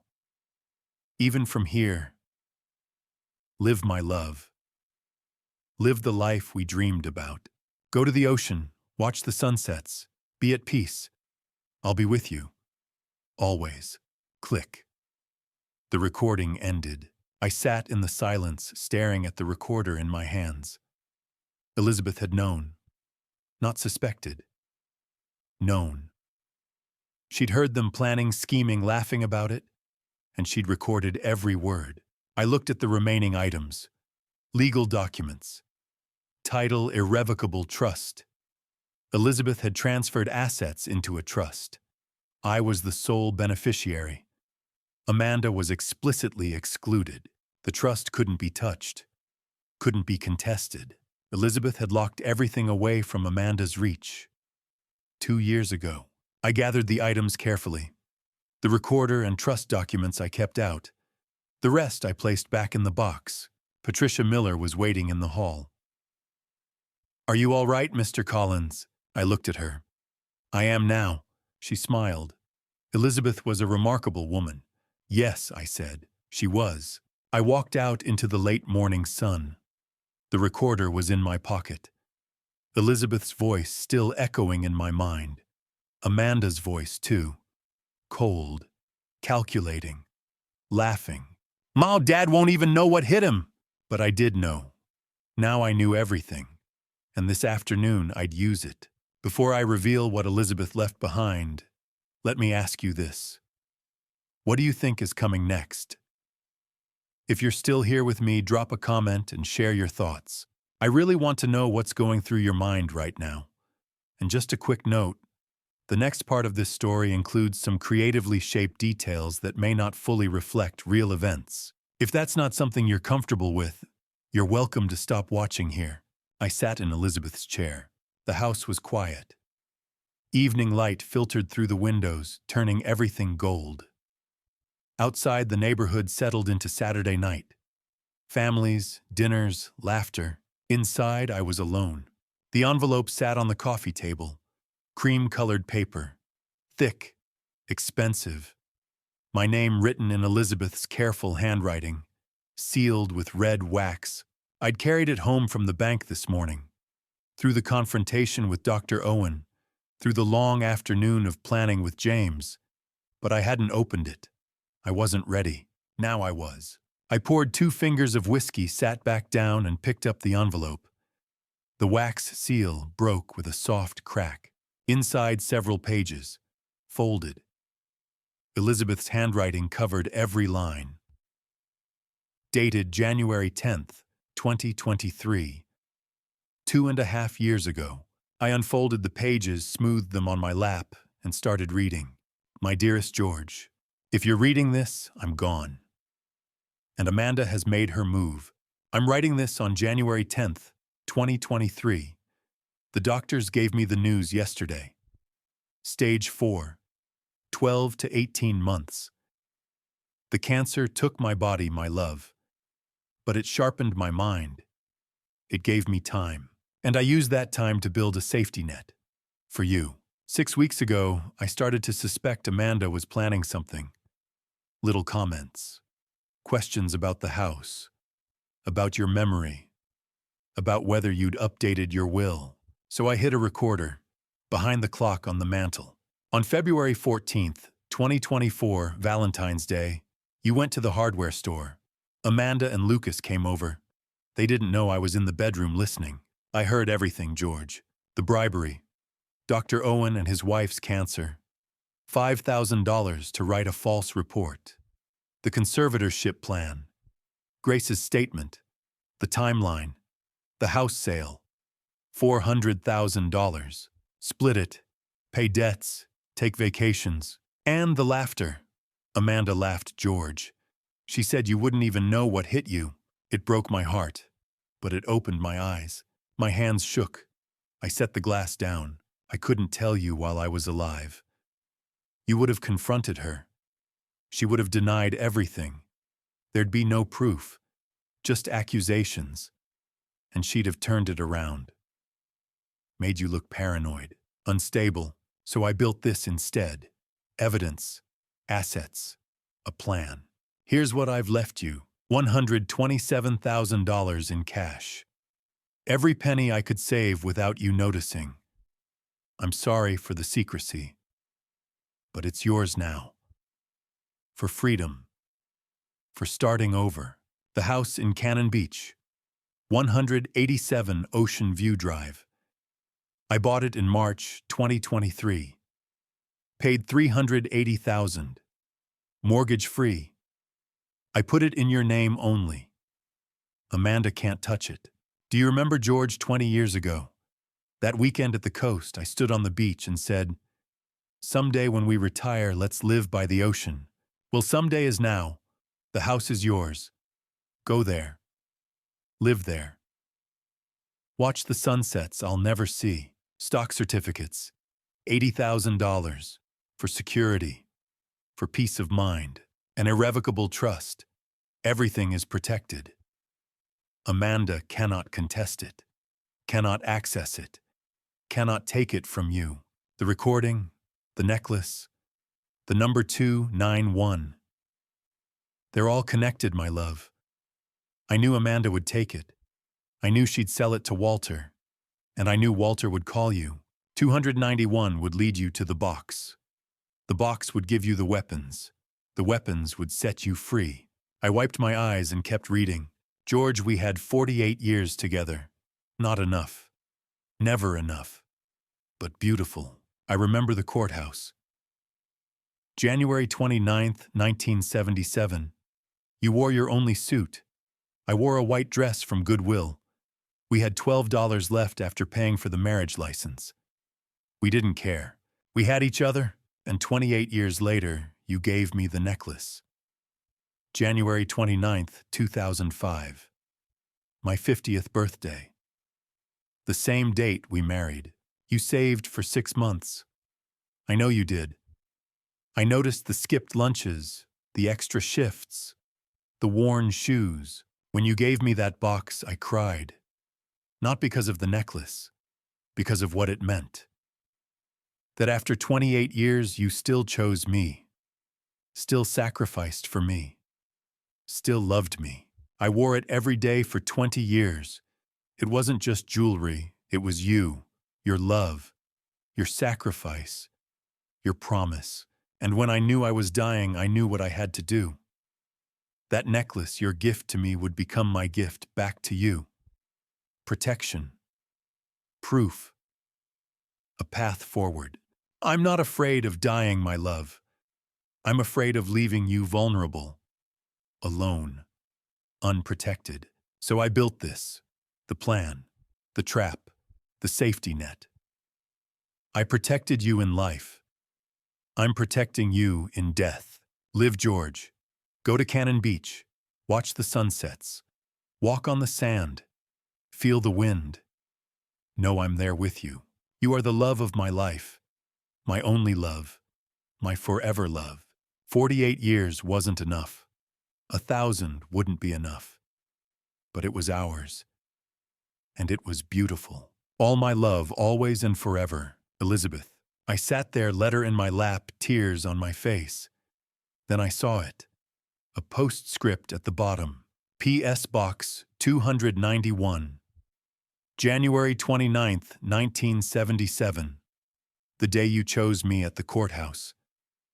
January 29th, 2005. The day you gave me the necklace for my 50th birthday. The same date. Twice. That's when I knew George. You don't just love once, you love forever. 291 is our number, our day, our promise. I had Walter shorten the chain so it fits you. Wear it, my darling. Let it remind you every day I chose you too. Every single day, even now, even from here. Forever yours, Elizabeth. I folded the letter carefully and slid it back into the envelope. Then I reached into my pocket. The necklace. I'd carried it since Walter gave it back to me. White gold, heart clasp, the number 291 hidden inside. I opened the clasp and put it around my neck. The chain was shorter now, masculine. It rested against my chest, right over my heart. I closed the clasp. The weight of it settled. Warm, familiar. Elizabeth. I looked at her chair across from me. It wasn't empty anymore. She was there, in the letter, in the plan, in the necklace, in the love that had carried me through 48 years and would carry me through whatever came next. I love you too, I whispered, forever. The house was quiet, but I wasn't alone. I called James Sunday morning. I'm ready, I said. Let's build the case. Come to my office, 2 o'clock. James Cartwright's law firm occupied the 15th floor of a downtown Portland high-rise. Glass and steel. The Willamette River glittered below. His office was a corner suite. Mahogany desk. Floor-to-ceiling bookshelves lined with law volumes. Framed diplomas on the wall. Stanford Law. Oregon State Bar. I arrived at 2. The necklace rested against my chest, visible above my shirt collar. James noticed and nodded respectfully. Elizabeth, she wanted me to wear it? Then let's make sure her plan works. He led me to a conference room. Long table. Windows overlooking the city. I set my briefcase down and started pulling out documents. The audio recorder. Walter's written statement. Dr. Owen's retraction letter and text messages. The Hawaii printouts. Elizabeth's trust documents. The timeline I'd written. James spread everything across the table. Let's go through it, piece by piece. He picked up Walter's statement first. Walter Quinn's testimony is solid. Eyewitness to the sale. August 12th. Amanda and Lucas. $4,000 cash. He has a receipt with Amanda's signature. Walter's a respected businessman. Clean record, 38 years in business. A judge will believe him. He set it aside and picked up the audio recorder. This is the smoking gun. He pressed play. I'd heard it twice now. It didn't get easier. Amanda's voice. Owen's desperate. His wife has cancer. 5,000 cash, he'll write whatever we want. Lucas, what about the house? Amanda, first thing we sell, 400,000 easy. Her laugh. James stopped the recording. Elizabeth recorded this in her own home. Oregon is a one-party consent state. That means she didn't need their permission to record a conversation she was part of, even if she was just listening from another room. This is admissible. It's enough for charges: theft, elder financial abuse under Oregon Statute 124.110, conspiracy to commit fraud, medical fraud through Dr. Owen. James ticked them off on his fingers. Yes, these are criminal charges, George. Not just civil. They could go to prison.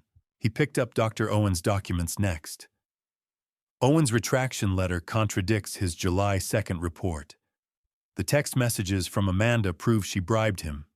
He's agreed to testify. That seals the conspiracy charge. Then he looked at the Hawaii printouts and examined the photos. Amanda on the beach. Lucas with his Mai Tai. The sunset cruise. He shook his head. Circumstantial. The timeline matches. They sold the necklace August 12th and flew to Hawaii the same day. But there's no direct proof the vacation money came from the necklace. They could claim they'd been saving, that Lucas got a work bonus, that they borrowed from family. And so they're useless. Not useless, James corrected. They're useful for confrontation, for showing Amanda you know what she did. They're moral evidence. But they won't hold up in court. I nodded. I'd suspected as much. James picked up the trust documents last. Elizabeth's irrevocable trust is perfect. She transferred assets before she died. You're the sole beneficiary. Amanda is explicitly excluded. The trust can't be broken, can't be contested. He smiled slightly. The conservatorship petition Martin Hale threatened dead in the water. Once we show this recording and your medical evaluation, that petition is over. Medical evaluation. Chatitu.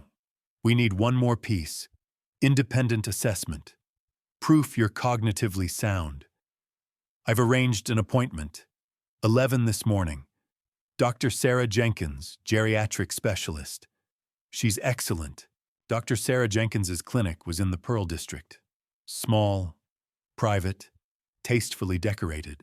Dr. Jenkins was in her 50s, Asian American, kind eyes behind stylish frames. She shook my hand warmly. Mr. Collins, James explained the situation.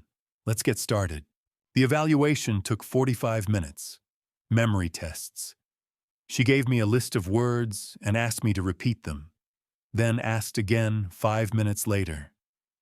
Problem solving. If you have $15 and buy 3 items for $3 each, how much change do you get? Orientation. What's today's date? Who's the president? What city are we in? Clock drawing. Draw a clock showing 3:15. Current events. Tell me about something you've read in the news this week. I answered everything easily. My mind was sharp, clear. The fog of grief had lifted. Dr. Jenkins smiled. Mr. Collins, your cognitive function is excellent. No signs of impairment, no dementia, no confusion. Frankly, you're as sharp as someone 20 years younger. She typed on her computer, printed a report, signed it, and handed it to me. This refutes Dr. Owen's July 2nd report completely. If anyone questions your capacity, show them this. I thanked her, folded the report carefully, and put it in my briefcase. Back at James's office, the afternoon sun slanted through the windows. James read Dr. Jenkins's report and smiled. Perfect. This is the final piece. He walked to a whiteboard and picked up a marker. Let me show you the strategy. He wrote Monday, August 23rd, 9:00 a.m. So we file a police report. Portland Police Central Precinct. We'll bring copies of everything. The recording, Walter's statement, Dr. Owen's texts and retraction, your medical evaluation. What happens then? A detective is assigned. He reviews the evidence. If he agrees there's probable cause, which he will, he forwards it to the district attorney. The DA decides whether to file charges. And if they do, when an arrest warrant is issued, Amanda and Lucas are arrested, probably within 24 to 48 hours. They're arraigned, bail hearing, then either trial or a plea deal. James capped the marker. What are their chances of beating these charges? 0. The recording alone is devastating, combined with Walter's testimony and Dr. Owen's confession. They'll plead guilty to avoid trial. No competent defense attorney would let this go to a jury. What kind of sentence? Not theft and elder abuse in Oregon, 18 months to 3 years. Maybe more if the judge is tough on elder crimes. Maybe less if you testify and ask for leniency. I'll think about it. James turned to me. Tomorrow 9 in the morning, Portland Police Central Precinct. Bring your ID, I'll meet you there. I stood and shook his hand. Thank you for everything. For helping Elizabeth. For helping me. James smiled. Elizabeth was a remarkable woman. I'm honored to finish what she started. I walked out into the late afternoon sun. The city spread below me. Portland, my home for 48 years. Tomorrow, Amanda would learn what it meant to steal from someone protected by Elizabeth Collins. I drove home and changed the locks on my doors, front and back, new keys, new bolts. Then I sat in Elizabeth's chair. The necklace was warm against my chest. Tomorrow, the fight would begin. But tonight, I was ready. The Portland Police Central Precinct sat like a concrete fortress on Southwest 2nd Avenue, all glass and gray stone under an August sky that couldn't decide between sun and rain. I parked across the street at 9 o'clock Monday morning, James Cartwright beside me, a leather briefcase heavy with evidence resting on his lap. "Ready?" he asked. I touched the necklace beneath my collar. Elizabeth's necklace. The one that had started all of this. "Let's go." Inside, fluorescent lights hummed overhead. The lobby smelled like burnt coffee and old paperwork. James approached the front desk, spoke quietly to the officer behind the plexiglass, and 5 minutes later we were led down a narrow hallway to a windowless room marked Financial Crimes Unit. Detective Maria Santos was younger than I expected. Maybe 42, dark hair pulled back in a tight bun, sharp eyes that missed nothing. She shook our hands, gestured to the metal chairs across from her desk, and sat down with a yellow legal pad already covered in notes. "Mr. Collins, Mr. Cartwright, you filed a preliminary report online Saturday night. Let's go through everything." James opened the briefcase. One by one, he laid the evidence on her desk like cards in a poker game where the stakes were my daughter's freedom. Walter Quinn's signed statement. Receipt for $4,000. Dated August 12th. The audio recording from box 291. A small digital device with a yellow sticky note in Elizabeth's handwriting. "Play me first." Dr. Owen Mercer's retraction letter. 3 pages signed, notarized.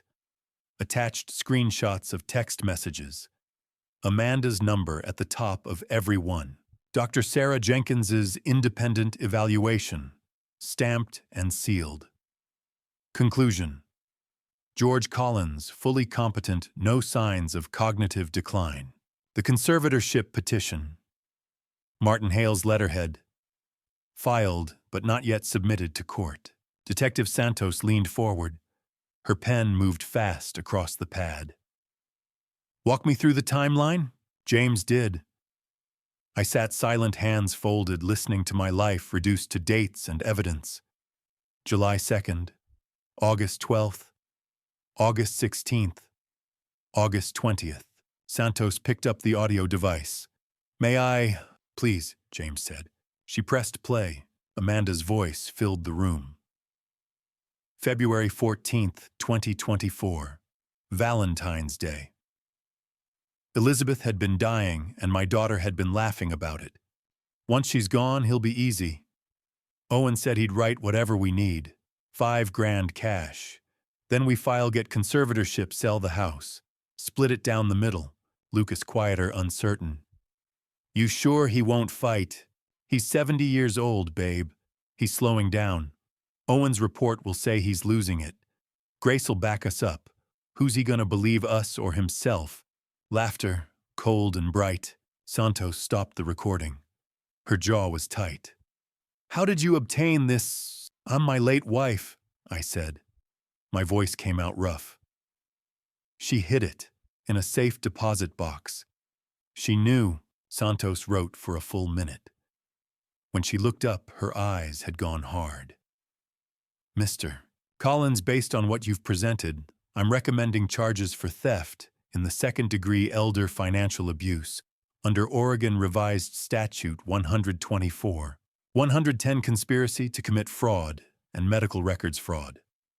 We'll forward Dr. Mercer's materials to the state medical board separately." My chest tightened. "How long?"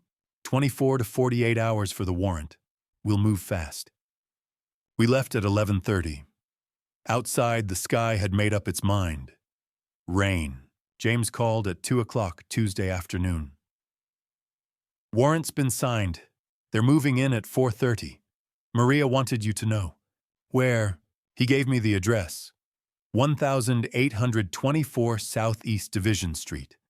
Amanda and Lucas's apartment. You don't have to go, James said gently. Yes, I said. I do. I arrived at 4:20 and parked 50 feet down the block. 2 patrol cars sat silent at the curb, no lights, no sirens. Detective Santos stepped out of an unmarked sedan, flanked by 2 uniformed officers. She glanced my way, nodded once, and approached the door. She knocked. 3 hard raps. The door opened. Amanda stood there in yoga pants and an oversized sweatshirt, hair tied back barefoot. Lucas appeared behind her, hands shoved in his pockets. Santos held up her badge. Amanda Collins, Lucas Reed, Portland Police. We have a warrant for your arrest. You're being charged with theft, elder financial abuse, conspiracy to commit fraud, and medical records fraud. You have the right to remain silent. Amanda's face went white. What? Her eyes darted past. Santos found me standing by my car. Dad, what did you do? I said nothing, just held her gaze. You have the right to an attorney, Santos continued. One of the officers caught Amanda's arm, gently turned her around. The handcuffs clicked. Dad, you're going to regret this. I'm your daughter. Lucas didn't fight. He let them cuff him in silence, face gray eyes on the ground. Amanda twisted back toward me as they led her to the patrol car. You did this. You're supposed to love me. The words hit like stones. But I didn't move. Didn't speak. The door slammed. Lucas climbed into the second car without a word. The engines started. Lights flashing now, no sirens. The cars pulled away down Division, turned the corner, disappeared. I stood there in the rain, hands shaking, throat tight. James appeared at my elbow. I hadn't heard him arrive. Elizabeth would be proud, he said quietly. I nodded. Couldn't trust my voice. I drove home in silence and sat in the dark living room. Rain streaking the windows, the necklace cold against my chest.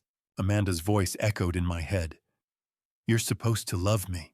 I closed my eyes. Thought of Elizabeth's letter. Protect yourself even from her. She'd known. She'd known for years. At 7:30, James called. Arraignments tomorrow, 10 a.m., Multnomah County Courthouse. I hung up and sat for a long time in the quiet.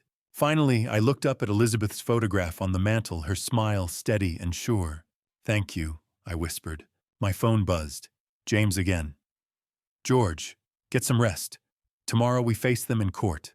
I ended the call and climbed the stairs. The necklace stayed around my neck. It always would. Tomorrow the trial would begin, and the truth would be spoken in open court. The Multnomah County Courthouse rose like a monument to justice on Southwest 4th Avenue, all granite columns and tall windows that let autumn light pour into its corridors. I walked through the metal detectors at 9:30 on a Tuesday morning in early October, James Cartwright beside me, a folder of documents tucked under his arm. 6 weeks had passed since the arrest. 6 weeks of sleepless nights, of replaying Elizabeth's voice on that recording, of wondering if I'd done the right thing. Today I'd find out. The courtroom was on the 3rd floor, wood-paneled and high-ceilinged, with rows of benches that smelled faintly of furniture polish and old paper. James led me to the front row behind the prosecution table. I sat down, hands folded in my lap, the necklace heavy beneath my collar. Across the aisle at the defense table, Amanda and Lucas sat with their attorney, Sarah Whitmore. Amanda wore a dark gray suit, her hair pulled back, no makeup. Lucas wore navy blue, his hands clasped on the table in front of him. Neither of them looked at me. I looked at them. My daughter, the man she'd married, 2 people I'd welcomed into my life, my home, my family. 2 people who'd tried to take everything. At 10 o'clock, the bailiff called, "All rise." Judge Patricia Brennan entered from a door behind the bench. She was 58, silver hair, cropped short, sharp eyes behind wire-rimmed glasses. She settled into her chair, surveyed the room, and nodded. "Shall be seated. Court is now in session. Case number 25, CR08947, State of Oregon versus Amanda Collins and Lucas Reed." Deputy District Attorney Michael Scott stood.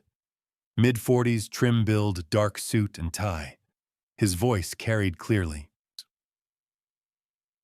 "Your Honor, the state will prove that Amanda Collins and Lucas Reed engaged in a calculated months-long conspiracy to defraud George Collins, a 71-year-old man, through theft, elder financial abuse, and medical fraud." Sarah Whitmore rose. 50-something, gray hair in a bun, confident posture. "Your Honor, my clients maintain their innocence. The evidence will show this is a tragic misunderstanding between a father and daughter." Judge Brennan gestured. "Proceed, Mr. Scott." Scott called his first witness. "The state calls Walter Quinn." Walter walked to the stand, slowly, hand trembling slightly, as he raised it for the oath. He looked older than I remembered, gray stubble on his jaw, eyes tired. Scott asked him to recount August 12th. Walter cleared his throat. "A woman and a man came into my shop around 2 in the afternoon. The woman said her name was Amanda Collins. She had a necklace, 14-karat white gold heart clasp. Beautiful piece. She said she needed cash fast." Scott held up a photograph. "Is this the necklace?" Walter leaned forward. "Yes, that's it." Scott introduced the receipt into evidence. $4,000. Dated August 12, 2025. Whitmore cross-examined briefly, but Walter's testimony held. Scott called his second witness. "The state calls Dr. Owen Mercer." A murmur rippled through the courtroom. Owen walked to the stand, face pale, shoulders hunched. He took the oath with a shaking hand. Scott didn't waste time. "Dr. Mercer, did you write a medical report concerning George Collins on July 2nd of this year?" "Yes." "Was that report accurate?" Silence. "Dr. Mercer," Owen looked down. "No, it wasn't." "Why did you write it?" Owen's voice cracked. "Amanda Collins contacted me in late June. She offered me $5,000 to write a report that would support a conservatorship petition. My wife has cancer. Stage 3. We owe $45,000 in medical bills. I was desperate." The courtroom went still. Scott displayed text messages on the overhead screen. June 28th through July 1st. Amanda's number at the top of everyone. "And did she pay you?" "Yes, cash in an envelope." Whitmore had no questions. Scott returned to his table and picked up a small audio device. "Your Honor, the state would like to introduce Exhibit 12, an audio recording made by Elizabeth Collins on February 14th, 2024. Judge Brennan nodded. "Proceed." Scott pressed play. Elizabeth's voice filled the courtroom, soft and weary. "George, if you're listening to this, I'm already gone. What you're about to hear, I recorded it 2 weeks ago. They didn't know. I'm sorry you have to hear it this way, but you need to know." A pause. Then Amanda's voice, bright and clear. "Nee, once she's gone, he'll be easy. Owen said he'd write whatever we need. $5,000 cash. Then we file get conservatorship, sell the house, split it down the middle." Lucas quieter. "You sure he won't fight?" Amanda laughed. "He's 70 years old, babe. He's slowing down. Owen's report will say he's losing it. Who's he gonna believe, us or himself?" The recording played for 4 minutes. Every word, every plan, every calculation. When it ended, the silence was absolute. I didn't look away from Amanda. She sat with her eyes closed, shoulders trembling. Lucas stared at the table. Judge Brennan called a recess. After lunch, Sarah Whitmore requested a conference in chambers. 30 minutes later, the bailiff called us back in. Whitmore stood. "Your Honor, after consultation with my clients and review of the evidence, Ms. Collins and Mr. Reed wish to change their plea to guilty on all counts." Amanda and Lucas rose. "Ms. Collins," Amanda's voice was hoarse. "Guilty, Your Honor." "Mr. Reed," So guilty, Your Honor. Judge Brennan nodded slowly. The court accepts your plea. We will proceed to sentencing. James stood. Your Honor, Mr. Collins would like to make a statement. The judge gestured. Mr. Collins, you may approach. I walked to the witness stand, gripped the railing, and looked out at Amanda. Your Honor, Amanda is my daughter. I raised her. I loved her. I still love her. But what she did wasn't just theft. It was betrayal. They tried to take my freedom, my home, my dignity. They tried to make me believe I was losing my mind. My wife Elizabeth knew. She saw it coming years before I did. She protected me even from the grave. I touched the necklace. I don't want to destroy them, but I need them to understand what they did was wrong. I need justice, and I need to be safe. Amanda whispered. I'm sorry, Dad. I didn't answer. Judge Brennan studied the file in front of her, then looked up. Amanda Collins. Lucas Reed. This court has reviewed the evidence, the testimony, and Mr. Collins's statement. What you did was calculated, cruel, and targeted a vulnerable family member. You are each sentenced to 18 months in the Oregon Department of Corrections, followed by 36 months of post-prison supervision. You will pay restitution to George Collins in the amount of $4,000. A no-contact order is issued for 5 years. The gavel came down. This court is adjourned. 2 officers led them out through a side door. Amanda looked back, once eyes red and swollen. I sat still, hands gripping the armrest. James put his hand on my shoulder. It's over. I nodded and let out a long, shaking breath. Yeah, it's over.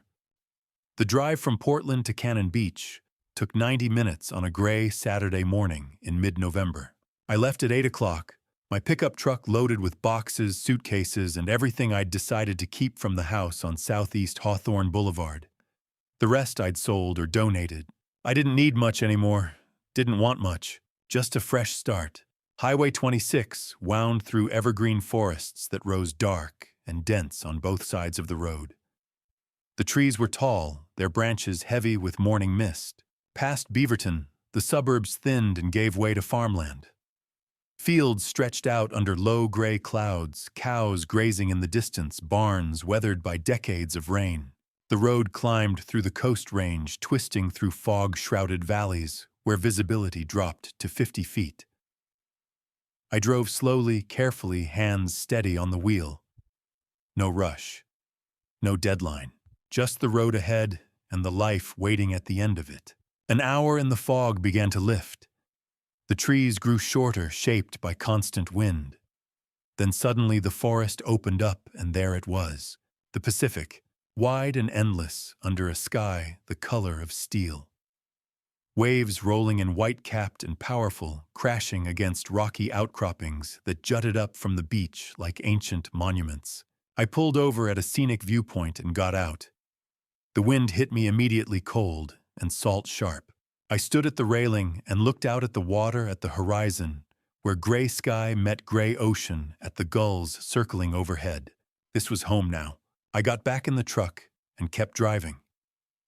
10 minutes later, a weather-beaten sign appeared on the right, "Welcome to Cannon Beach." Population 1,690. The town was small. One main street lined with galleries, cafes, bookstores, and gift shops. Victorian-style buildings painted in pastel colors. Tourists walked along the sidewalks despite the cold, bundled in jackets and scarves. I turned onto Ocean View Drive and followed it south. The houses here were a mix of old cottages and newer vacation rentals, most of them built close to the road, with decks facing the ocean. Number 187 sat at the end of a gravel driveway, set back from the street. A single-story cottage painted white with blue-trimmed windows and a gray, shingled roof. A wooden deck wrapped around the front, facing west toward the water. The yard was small but well-kept beach grass and shore pines swaying in the wind. South of the house, maybe 300 yards down the beach. Haystack Rock rose from the surf like a cathedral. 235 feet of basalt black and massive waves crashing against its base, seabirds nesting in its crevices. I parked in the driveway, turned off the engine, and sat for a moment in the silence. This was it. The house Elizabeth had bought in March 2023. The house she'd kept secret for 2.5 years. The house she'd known I'd need. I pulled the key from my pocket. Small. Silver. The key from box 291. I unlocked the front door and stepped inside. The living room was simple. Hardwood floors, scuffed but solid. A stone fireplace on the left wall, clean and ready for use. Tall windows overlooking the deck and the water beyond. The furniture was basic but clean. A faded blue couch, a coffee table with water rings on the surface, a rocking chair by the hearth, 2 bedrooms down a short hallway, 1 bathroom with white tile and a clawfoot tub. Everything I needed, nothing more. I walked through each room, slowly touching the walls, opening the closets, looking out the windows. The master bedroom faced the ocean. The second bedroom, smaller, faced the driveway. The bathroom had a window that looked out at the shore pines. Elizabeth had chosen this place, walked these rooms, imagined me living here. I walked back to the living room and stood at the sliding glass door, unlocked it, slid it open. The wind hit me immediately, cold and salt-sharp, carrying the roar of the surf. Waves rolled in, steady and endless white foam spreading across dark sand. Gulls circled overhead, their cries lost in the wind. I stepped out onto the deck. The wood was weathered gray, the railing smooth under my hands. I gripped it tightly, closed my eyes, and breathed. First real breath in months. "Elizabeth," I whispered. "You knew I'd need this." The wind answered, wild and steady, carrying the smell of the ocean, the sound of the waves, the cry of the gulls. I stood there for a long time, maybe 10 minutes, maybe 20. Time didn't matter. Then I went back inside and started unpacking. I hadn't brought much from Portland. Just clothes, a few books, some framed photographs. A wedding photo of Elizabeth and me, January 29th, 1977. We were standing on the courthouse steps, young and hopeful, her in a white dress from Goodwill, me in my only suit. A picture of her on her 50th birthday. January 29th, 2005, wearing the necklace I'd given her. The gold caught the light, her smile bright and genuine. The necklace stayed around my neck. I hadn't taken it off since the day Walter handed it back to me. Sometimes I forgot it was there. Other times I touched it without thinking, my fingers finding the heart-shaped clasp, the hidden compartment with the number 291 engraved inside.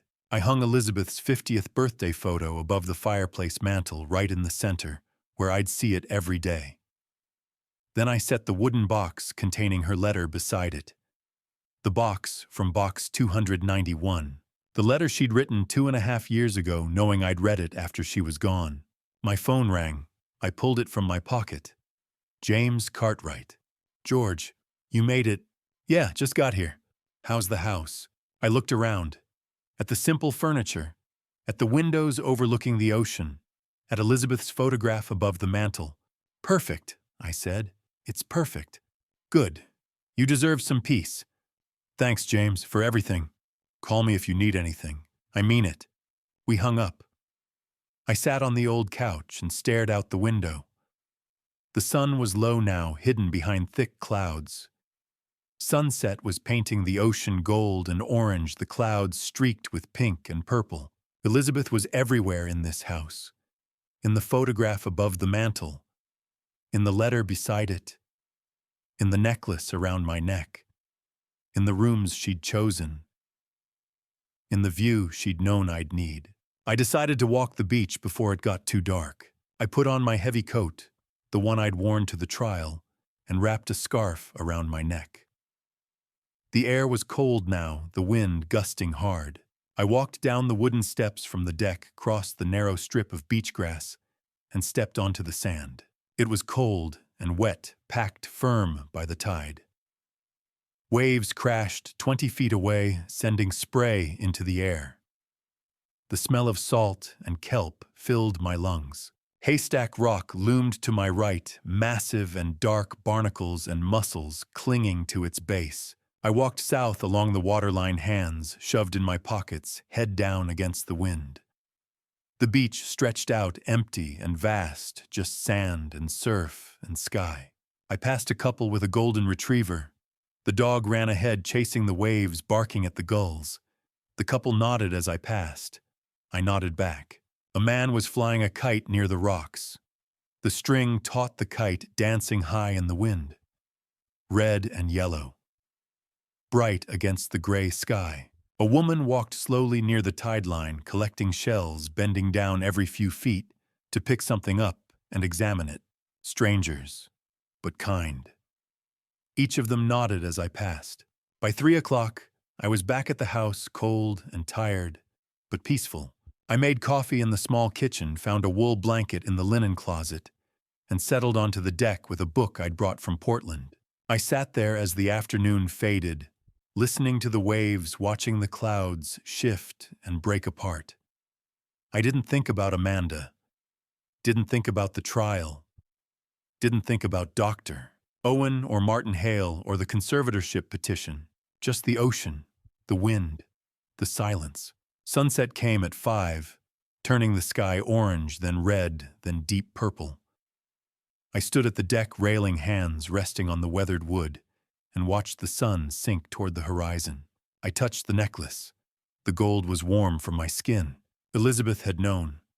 She'd known I would need this place. A refuge. A place to start over. A place where the past couldn't reach me. "Thank you," I whispered into the wind. "For everything." The wind picked up strong and steady like an answer. Like Elizabeth herself standing beside me, her hand on my shoulder. I stood there until the sky went dark. Stars began to appear, faint and scattered. The ocean turned black, just the white foam of the waves visible in the darkness. Then I turned, walked back inside, and closed the door behind me. Tomorrow I'd explore the town, meet the neighbors, find the grocery store, start building a new life. But tonight I just needed peace. And for the first time since Elizabeth died, I had it. 3 months in Cannon Beach, and mornings still surprised me. I woke at 6:30 on a Wednesday in mid-February, the room dark, the sound of surf rolling steady through the walls. I made coffee, wrapped a wool blanket around my shoulders, and stepped onto the deck. The sky was turning from black to deep blue, the horizon beginning to glow pink and gold. The ocean stretched out, endless and gray waves breaking white along the shore. I breathed, sipped coffee, watched the light grow. This was my routine now. Up early, coffee on the deck. A 2-mile walk along the beach. Home for breakfast. Mornings spent reading or working around the house. Wednesdays and Fridays at 10, I went to the Cannon Beach Library for the Seniors Book Club. This week we were reading A Gentleman in Moscow. I liked it. Reminded me that even in confinement, life could be rich. The irony wasn't lost on me. I'd escaped my own kind of confinement, the trap Amanda had been building around me, brick by legal brick. The library was a small building 3 blocks from the beach. Wooden shingles, weathered gray by salt air, tall windows that let in the coastal light. Inside smelled like old paper and coffee. There were 8 of us in the group. Margaret, 74, a retired teacher. Frank, 81, former fisherman. Dorothy, 69, who'd moved here after her husband died. We'd talk about the book for an hour, then drift into conversations about gardening, grandchildren, the weather. They didn't know my story. Didn't know about Amanda or the trial or Elizabeth's necklace. They just knew me as George, the quiet guy who'd moved into the Collins house in November. The guy who always had something thoughtful to say about whatever we were reading. That was enough. Afternoons, I tended the small herb garden I'd started in the side yard. Basil, mint, rosemary, thyme. The soil here was different from Portland sandier, but things grew if you gave them attention. I liked the work. Liked the feeling of dirt under my nails. Liked watching something green push up through the earth. Some afternoons, I just sat on the deck, with a book, listening to the waves, watching the clouds move across the sky. Seagulls circled overhead. Occasionally a pelican would glide past low over the water wings, motionless. Life was simple, full. For the first time in years, I didn't feel rushed or afraid. But Wednesdays at 2 o'clock, I drove 15 minutes south to Seaside to see Dr. Linda Morrison. Her office sat on a quiet street off Highway 101, a small building with wood siding and tall windows that overlooked a garden of lavender and rosemary. I'd been seeing her since December every Wednesday at 2. The waiting room was small. 4 chairs, a low table with magazines, soft lighting. It smelled like lavender, calming, intentional. At 2 o'clock exactly, Dr. Morrison opened the door to the inner office. 58 gray hair, cut short, warm brown eyes, soft voice. She wore simple clothes, a cardigan over a blouse, comfortable shoes. No pretense. No clinical coldness. "George, come on back." Her office was even smaller than the waiting room. 2 chairs by the window angled toward each other. A low table between them with a box of tissues, a notepad, a pen. Bookshelves lined one wall, photographs of the Oregon coast on another. She gestured to the chair by the window. I sat. She sat across from me, crossed her legs, folded her hands in her lap. "How was your week?" she asked. I told her about the book club, about the mint coming up in the garden, tiny green shoots pushing through the soil, about the walk I'd taken Sunday morning south past Haystack Rock, where I'd watched a family teach their daughter to fly a kite. Small things, good things. She listened without interrupting, nodded occasionally, smiled when I mentioned the kite. Then she asked, "Have you thought more about Amanda?" I looked out the window, watched the branches of a shore pine sway in the wind. "Yeah," I said. "I think about her a lot." "What do you think about?" I was quiet for a moment. "I remember her as a kid. She used to laugh all the time, drew pictures of horses and princesses, ran around the backyard with our dog, a golden retriever named Sam. She'd climb the maple tree in the front yard, the one Elizabeth and I planted when she was 5. She fell out of it once when she was 7, scraped her knee. Elizabeth bandaged it and kissed her forehead. I swallowed. I don't know what changed. When did she stop being that little girl? When did she start seeing me as an obstacle instead of her father?" Dr. Morrison didn't answer right away. She let the silence sit. Then she said, "Grief and fear can change people, George. Losing her mother, financial stress, the pressure of trying to keep up appearances, it doesn't excuse what she did. Nothing excuses that. But it explains it. She tried to take everything from me. Yes, she did. Oh, she tried to make me think I was losing my mind. Yes." I looked down at my hands. 71 years old, wrinkled, spotted. Strong enough to dig in the garden to carry groceries, to open Elizabeth's letter without shaking. "Can I forgive her?" I asked. Dr. Morrison tilted her head. "That's up to you. Forgiveness isn't about forgetting. It's not about pretending it didn't happen. It's about releasing the anger so it doesn't poison you. It's about deciding you won't let what she did define the rest of your life. What if I'm not ready? Then you're not ready. And that's okay. Forgiveness isn't a switch you flip. It's a process. It takes time. Maybe years, maybe never. But you get to decide. Not her. Not me. You." The session ended at 3. I felt exhausted, but lighter. Like I'd set something heavy down, even if just for an hour. On the way home, I stopped at a flower shop on the edge of town. Small place, family-owned, smelled like earth and roses. I bought white tulips, Elizabeth's favorite. I got back to the house at 4.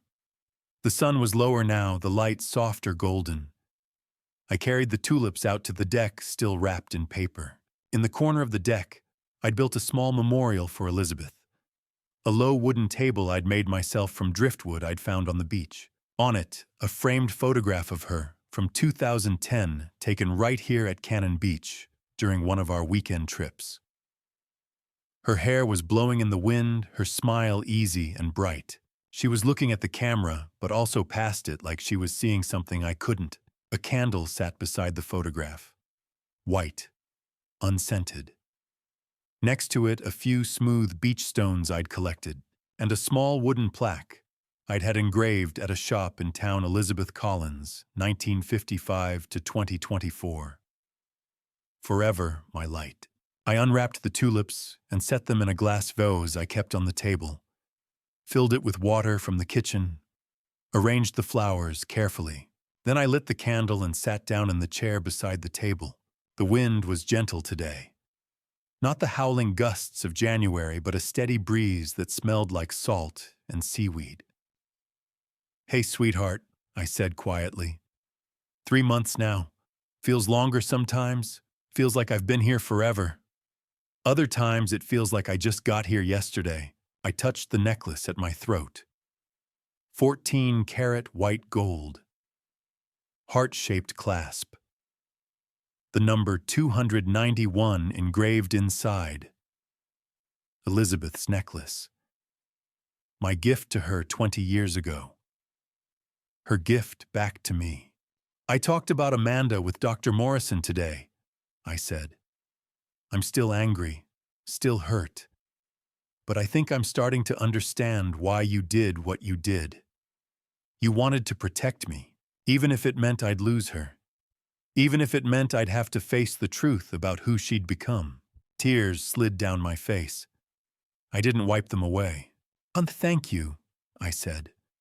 "For everything. For this house. For box 291. For the necklace. For the recording. For loving me enough to do the hard things.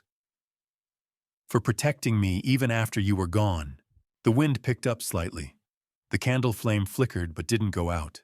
I sat there until the sun touched the horizon, turning the ocean orange and gold. The waves rolled in, steady and endless.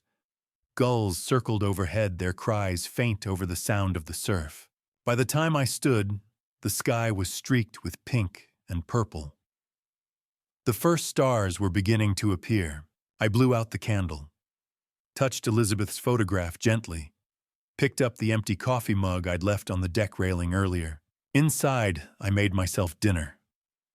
Soup and bread. Simple. I ate at the small kitchen table, looking out the window at the darkening beach. At 9 o'clock, I stood by the living room window, looking out at the night.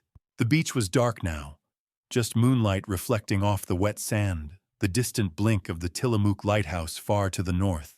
I thought about the journey, Elizabeth's death, Amanda's conspiracy, the necklace, box 291, Walter's call, the trial. All of it had led here, to this house, to this peace, to this quiet life by the ocean. I wasn't happy. Not completely. The grief was still there, a hollow place where Elizabeth used to be. A wound where Amanda used to be the daughter I thought I knew, the little girl who used to climb trees and draw pictures. But I wasn't hopeless either. There was hope. There was a future. A new beginning at 71. A garden to tend. Books to read. Sunsets to watch. People to meet. I touched the necklace one last time before bed. The gold was cool now, heavy with meaning, with memory, with the weight of everything Elizabeth had done to save me. "We're going to be okay, Elizabeth," I whispered into the darkness. "Eventually, we're going to be okay." Then I turned off the lights and went to bed. Tomorrow life would continue, and for the first time in a long while, I was looking forward to it. Late April brought warmth back to Cannon Beach. The sky was clear for the first time in weeks, a brilliant blue that stretched unbroken from horizon to horizon. The ocean was calm, waves rolling in lazy and slow their sound, a gentle whisper instead of the roar I'd grown used to through winter. I was in the side yard at 11 in the morning, kneeling in the dirt, planting tomatoes and green onions.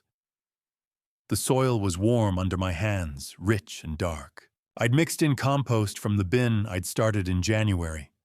The seedlings were small but healthy, their leaves bright green in the sunlight. I was pressing soil around the base of a tomato plant, when I heard a car pull up. The sound was distinct, not the usual traffic passing by on Ocean View Drive. This car slowed, stopped. An engine shut off. I stood slowly wiping my hands on my jeans and turned toward the street. An old Honda Civic sat at the curb. Faded blue paint. A dent in the rear bumper. Not the Lexus anymore. The driver's door opened first. Amanda stepped out. My breath caught. The passenger door opened. Lucas followed a few paces behind her, hands shoved deep in his pockets. They both looked different, thinner. Amanda's hair was shorter, cut just below her shoulders and pulled back in a simple ponytail. No makeup. She wore jeans and a plain gray sweatshirt. Lucas wore a plain gray hoodie, faded jeans, old sneakers. No designer clothes, no polish. No expensive watches or sunglasses. They looked like people who'd been through something. People who'd lost things. People who'd been broken down and were trying to put themselves back together. Amanda stopped about 10 feet from where I stood. Her eyes met mine. For a moment, neither of us spoke. Then she said quietly, "Hi, Dad." I didn't answer right away, just looked at her. My daughter, the little girl who used to climb trees and draw pictures of horses. The teenager who'd rolled her eyes at my jokes. The woman who'd stood beside me at Elizabeth's funeral and held my hand. The person who'd tried to take everything from me. "Ciao, Amanda," I said finally. My voice was steady, calm, but my heart was pounding. Silence hung between us, heavy and strange. Lucas stood a few feet behind her, eyes on the ground. "Why are you here?" I asked. Amanda swallowed. Her hands were clasped in front of her fingers, twisting together. "We got out early. 15 months instead of 18. Good behavior." She paused. "We wanted to talk to you. If you'll let us." I studied them for a long moment. Looked at Amanda's face, the shadows under her eyes, the way she held herself, like she was trying to be smaller. Looked at Lucas, standing silent and still, like he was waiting for judgment. Then I gestured toward the house. "Come inside." Amanda's eyes widened slightly. Relief. Surprise. "Thank you." I led them up the wooden steps to the deck through the sliding glass door into the living room. They stood just inside the doorway looking around. At Elizabeth's photograph above the mantel, her smile frozen in time. At the simple furniture, the couch I'd bought secondhand, the rocking chair by the fireplace. At the books stacked on the side table. At the life I'd built without them. Amanda's eyes lingered on Elizabeth's photograph. Her face crumpled for a moment, then steadied. She turned back to me, eyes red. "Dad, I'm sorry." Her voice broke. "I know those words aren't enough. I know they don't fix anything. I know I hurt you. I planned to take your freedom, your house, your life. I lied to you. I manipulated you. I tried to make you think you were losing your mind." Tears slid down her face. She didn't wipe them away. "I was scared. We were bankrupt. Lucas lost his job in June. I'd maxed out 3 credit cards trying to keep up appearances. The Lexus was going to be repossessed. We owed $40,000. She took a shaky breath. "I lost Mom, and I was angry. So angry. Angry that she was gone. Angry that you were still here and she wasn't. Angry that life kept going and I didn't know how to handle it." Lucas stepped forward, his voice quiet. "It was my fault too. I pushed her. I said we needed the money. I said your dad wouldn't notice. I said it was just temporary." I held up a hand. Don't make excuses for each other. You were both responsible. You planned this together. You bribed Dr. Owen. You manipulated Grace. You broke into my house and stole the one thing your mother treasured most. Then you sold it and went to Hawaii." Amanda nodded, sobbing now. "Yes, I did. And I wish I could take it back. I wish I could undo it. But I can't." I sighed and gestured to the couch. "Sit." They sat down slowly, side by side, hands clasped together. I sat in the rocking chair across from them. For a moment, no one spoke. Then I said, "What's done is done. You can't change it. But you can move forward. Both of you." Amanda looked up, hope flickering in her eyes. "Where have you been since you got out?" I asked. "We're staying with a friend in Gresham," Amanda said. "A studio apartment above a garage. It's small, but it's enough. I'm working at a coffee shop on Burnside. Lucas is working at a warehouse in Troutdale, night shift. And the restitution, we're paying $200 a month. We've already paid $400. We have $3,600 left." I nodded. "Good. Keep paying it." Lucas spoke up. "We will, sir, every month. We won't miss a payment." I looked at them both. "If you want me to consider forgiving you, you have to prove it. Not with words. With actions. Pay off the restitution. Keep your jobs. Stay compliant with parole. Keep going to therapy." Amanda nodded quickly. "I am. Every Tuesday. Court mandated, but I'm actually going. It's helping." "Good. After the no-contact order expires in 4 years, if you still want to, we can talk again. Really talk about what happened, about where we go from here. But I'm not making any promises."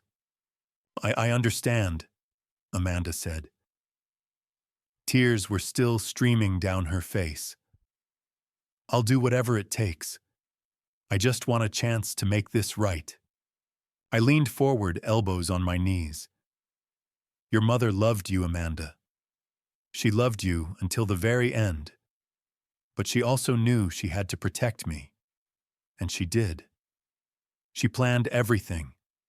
The necklace, the vault, the recording. She knew what you were going to do before you did it." Amanda's face broke. She covered her mouth with her hand, crying silently. "If you want to honor her," I said quietly, "honor that. Honor the fact that she loved me enough to protect me from you. And prove to her wherever she is that you can be better than what you were." Lucas's voice was barely a whisper. "We'll make this right, sir. I promise." I nodded. "Good. Now you should go." They stood. Amanda hesitated like she wanted to say something else, then thought better of it. At the door, she paused and turned back. "Thank you, Dad, for listening, for not slamming the door in our faces." I didn't answer, just watched them walk down the steps across the driveway back to the old Honda Civic. The engine started. The car pulled away, slowly turned the corner, disappeared. I stood in the doorway for a long time, watching the empty street.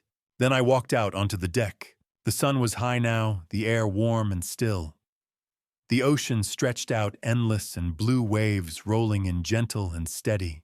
I felt exhausted, heavy, like I'd carried something up a mountain and set it down, but my body still felt the weight, but not hopeless. I touched the necklace at my throat. 14-karat white gold. Heart-shaped clasp. The number 291 engraved inside the hidden compartment. A gift I'd given Elizabeth 22 years ago. A gift that had saved me. "Elizabeth," I whispered. "They came, like you knew they would. They apologized. They looked broken. I don't know if I can forgive them completely. But I'm trying." The wind picked up, carrying the smell of salt and seaweed and warm sand. I looked down at Haystack Rock, massive and dark, against the blue water, at the waves crashing against its base, at the gulls wheeling overhead in lazy circles. Life went on. Grief remained. But so did hope. So did the possibility of healing. So did the chance that maybe someday things could be different. I closed my eyes and felt the sun warm on my face, felt the breeze in my hair, felt the necklace against my skin. "Thank you, Elizabeth," I whispered, "for everything, for loving me, for protecting me, for this necklace, for this house, for giving me a second chance at life." I opened my eyes and looked out at the endless Pacific. The horizon stretched on forever, a line where sky met water, where possibility met reality. And for the first time in years, I smiled. Not a small smile, not a sad smile, a real smile, full and genuine. The ocean rolled on. The wind blew steady. The gulls cried overhead. And Elizabeth's love, like the necklace around my neck, would carry me forward. Through grief, through healing, through whatever came next, always. As I stand here now, looking back on everything that led me to this moment, I see my mistakes more clearly than ever. This wasn't a victory speech. It was a lesson earned the hard way. This family story forced me to face myself and admit that I waited too long, trusted too blindly, and stayed silent when I should have spoken. If I could speak to my younger self, I'd say this: don't be like me. Love deeply, but don't abandon your self-respect in the process. In so many grandpa stories, we talk about sacrifice, patience, and endurance, but we don't talk enough about boundaries. This family story taught me that protecting your dignity is not cruelty, it's responsibility. Elizabeth understood that before I did. She didn't act out of anger. She acted out of clarity. And because of her, I survived what could have destroyed me. I've learned that wisdom often arrives disguised as discomfort. When people show you who they are, believe them the first time. Care for your family, but never allow anyone to strip you of your voice. These grandpa stories are not just reflections of the past. They are warnings meant to guide the future. This family story is mine, but the lesson belongs to anyone willing to listen. I place what comes next in God's hands, and I move forward with open eyes. If this story made you pause, reflect, or reconsider someone in your own life, I invite you to share your thoughts in the comments. If you believe these grandpa stories can help someone else, please share them. And if you'd like to continue with stories like this, subscribing is a quiet way to stay connected. Thank you sincerely for staying with me until the very end. And a gentle warning: upcoming stories may include creatively developed elements for educational purposes. If that's not what you're looking for, feel free to stop here and choose content that suits you better.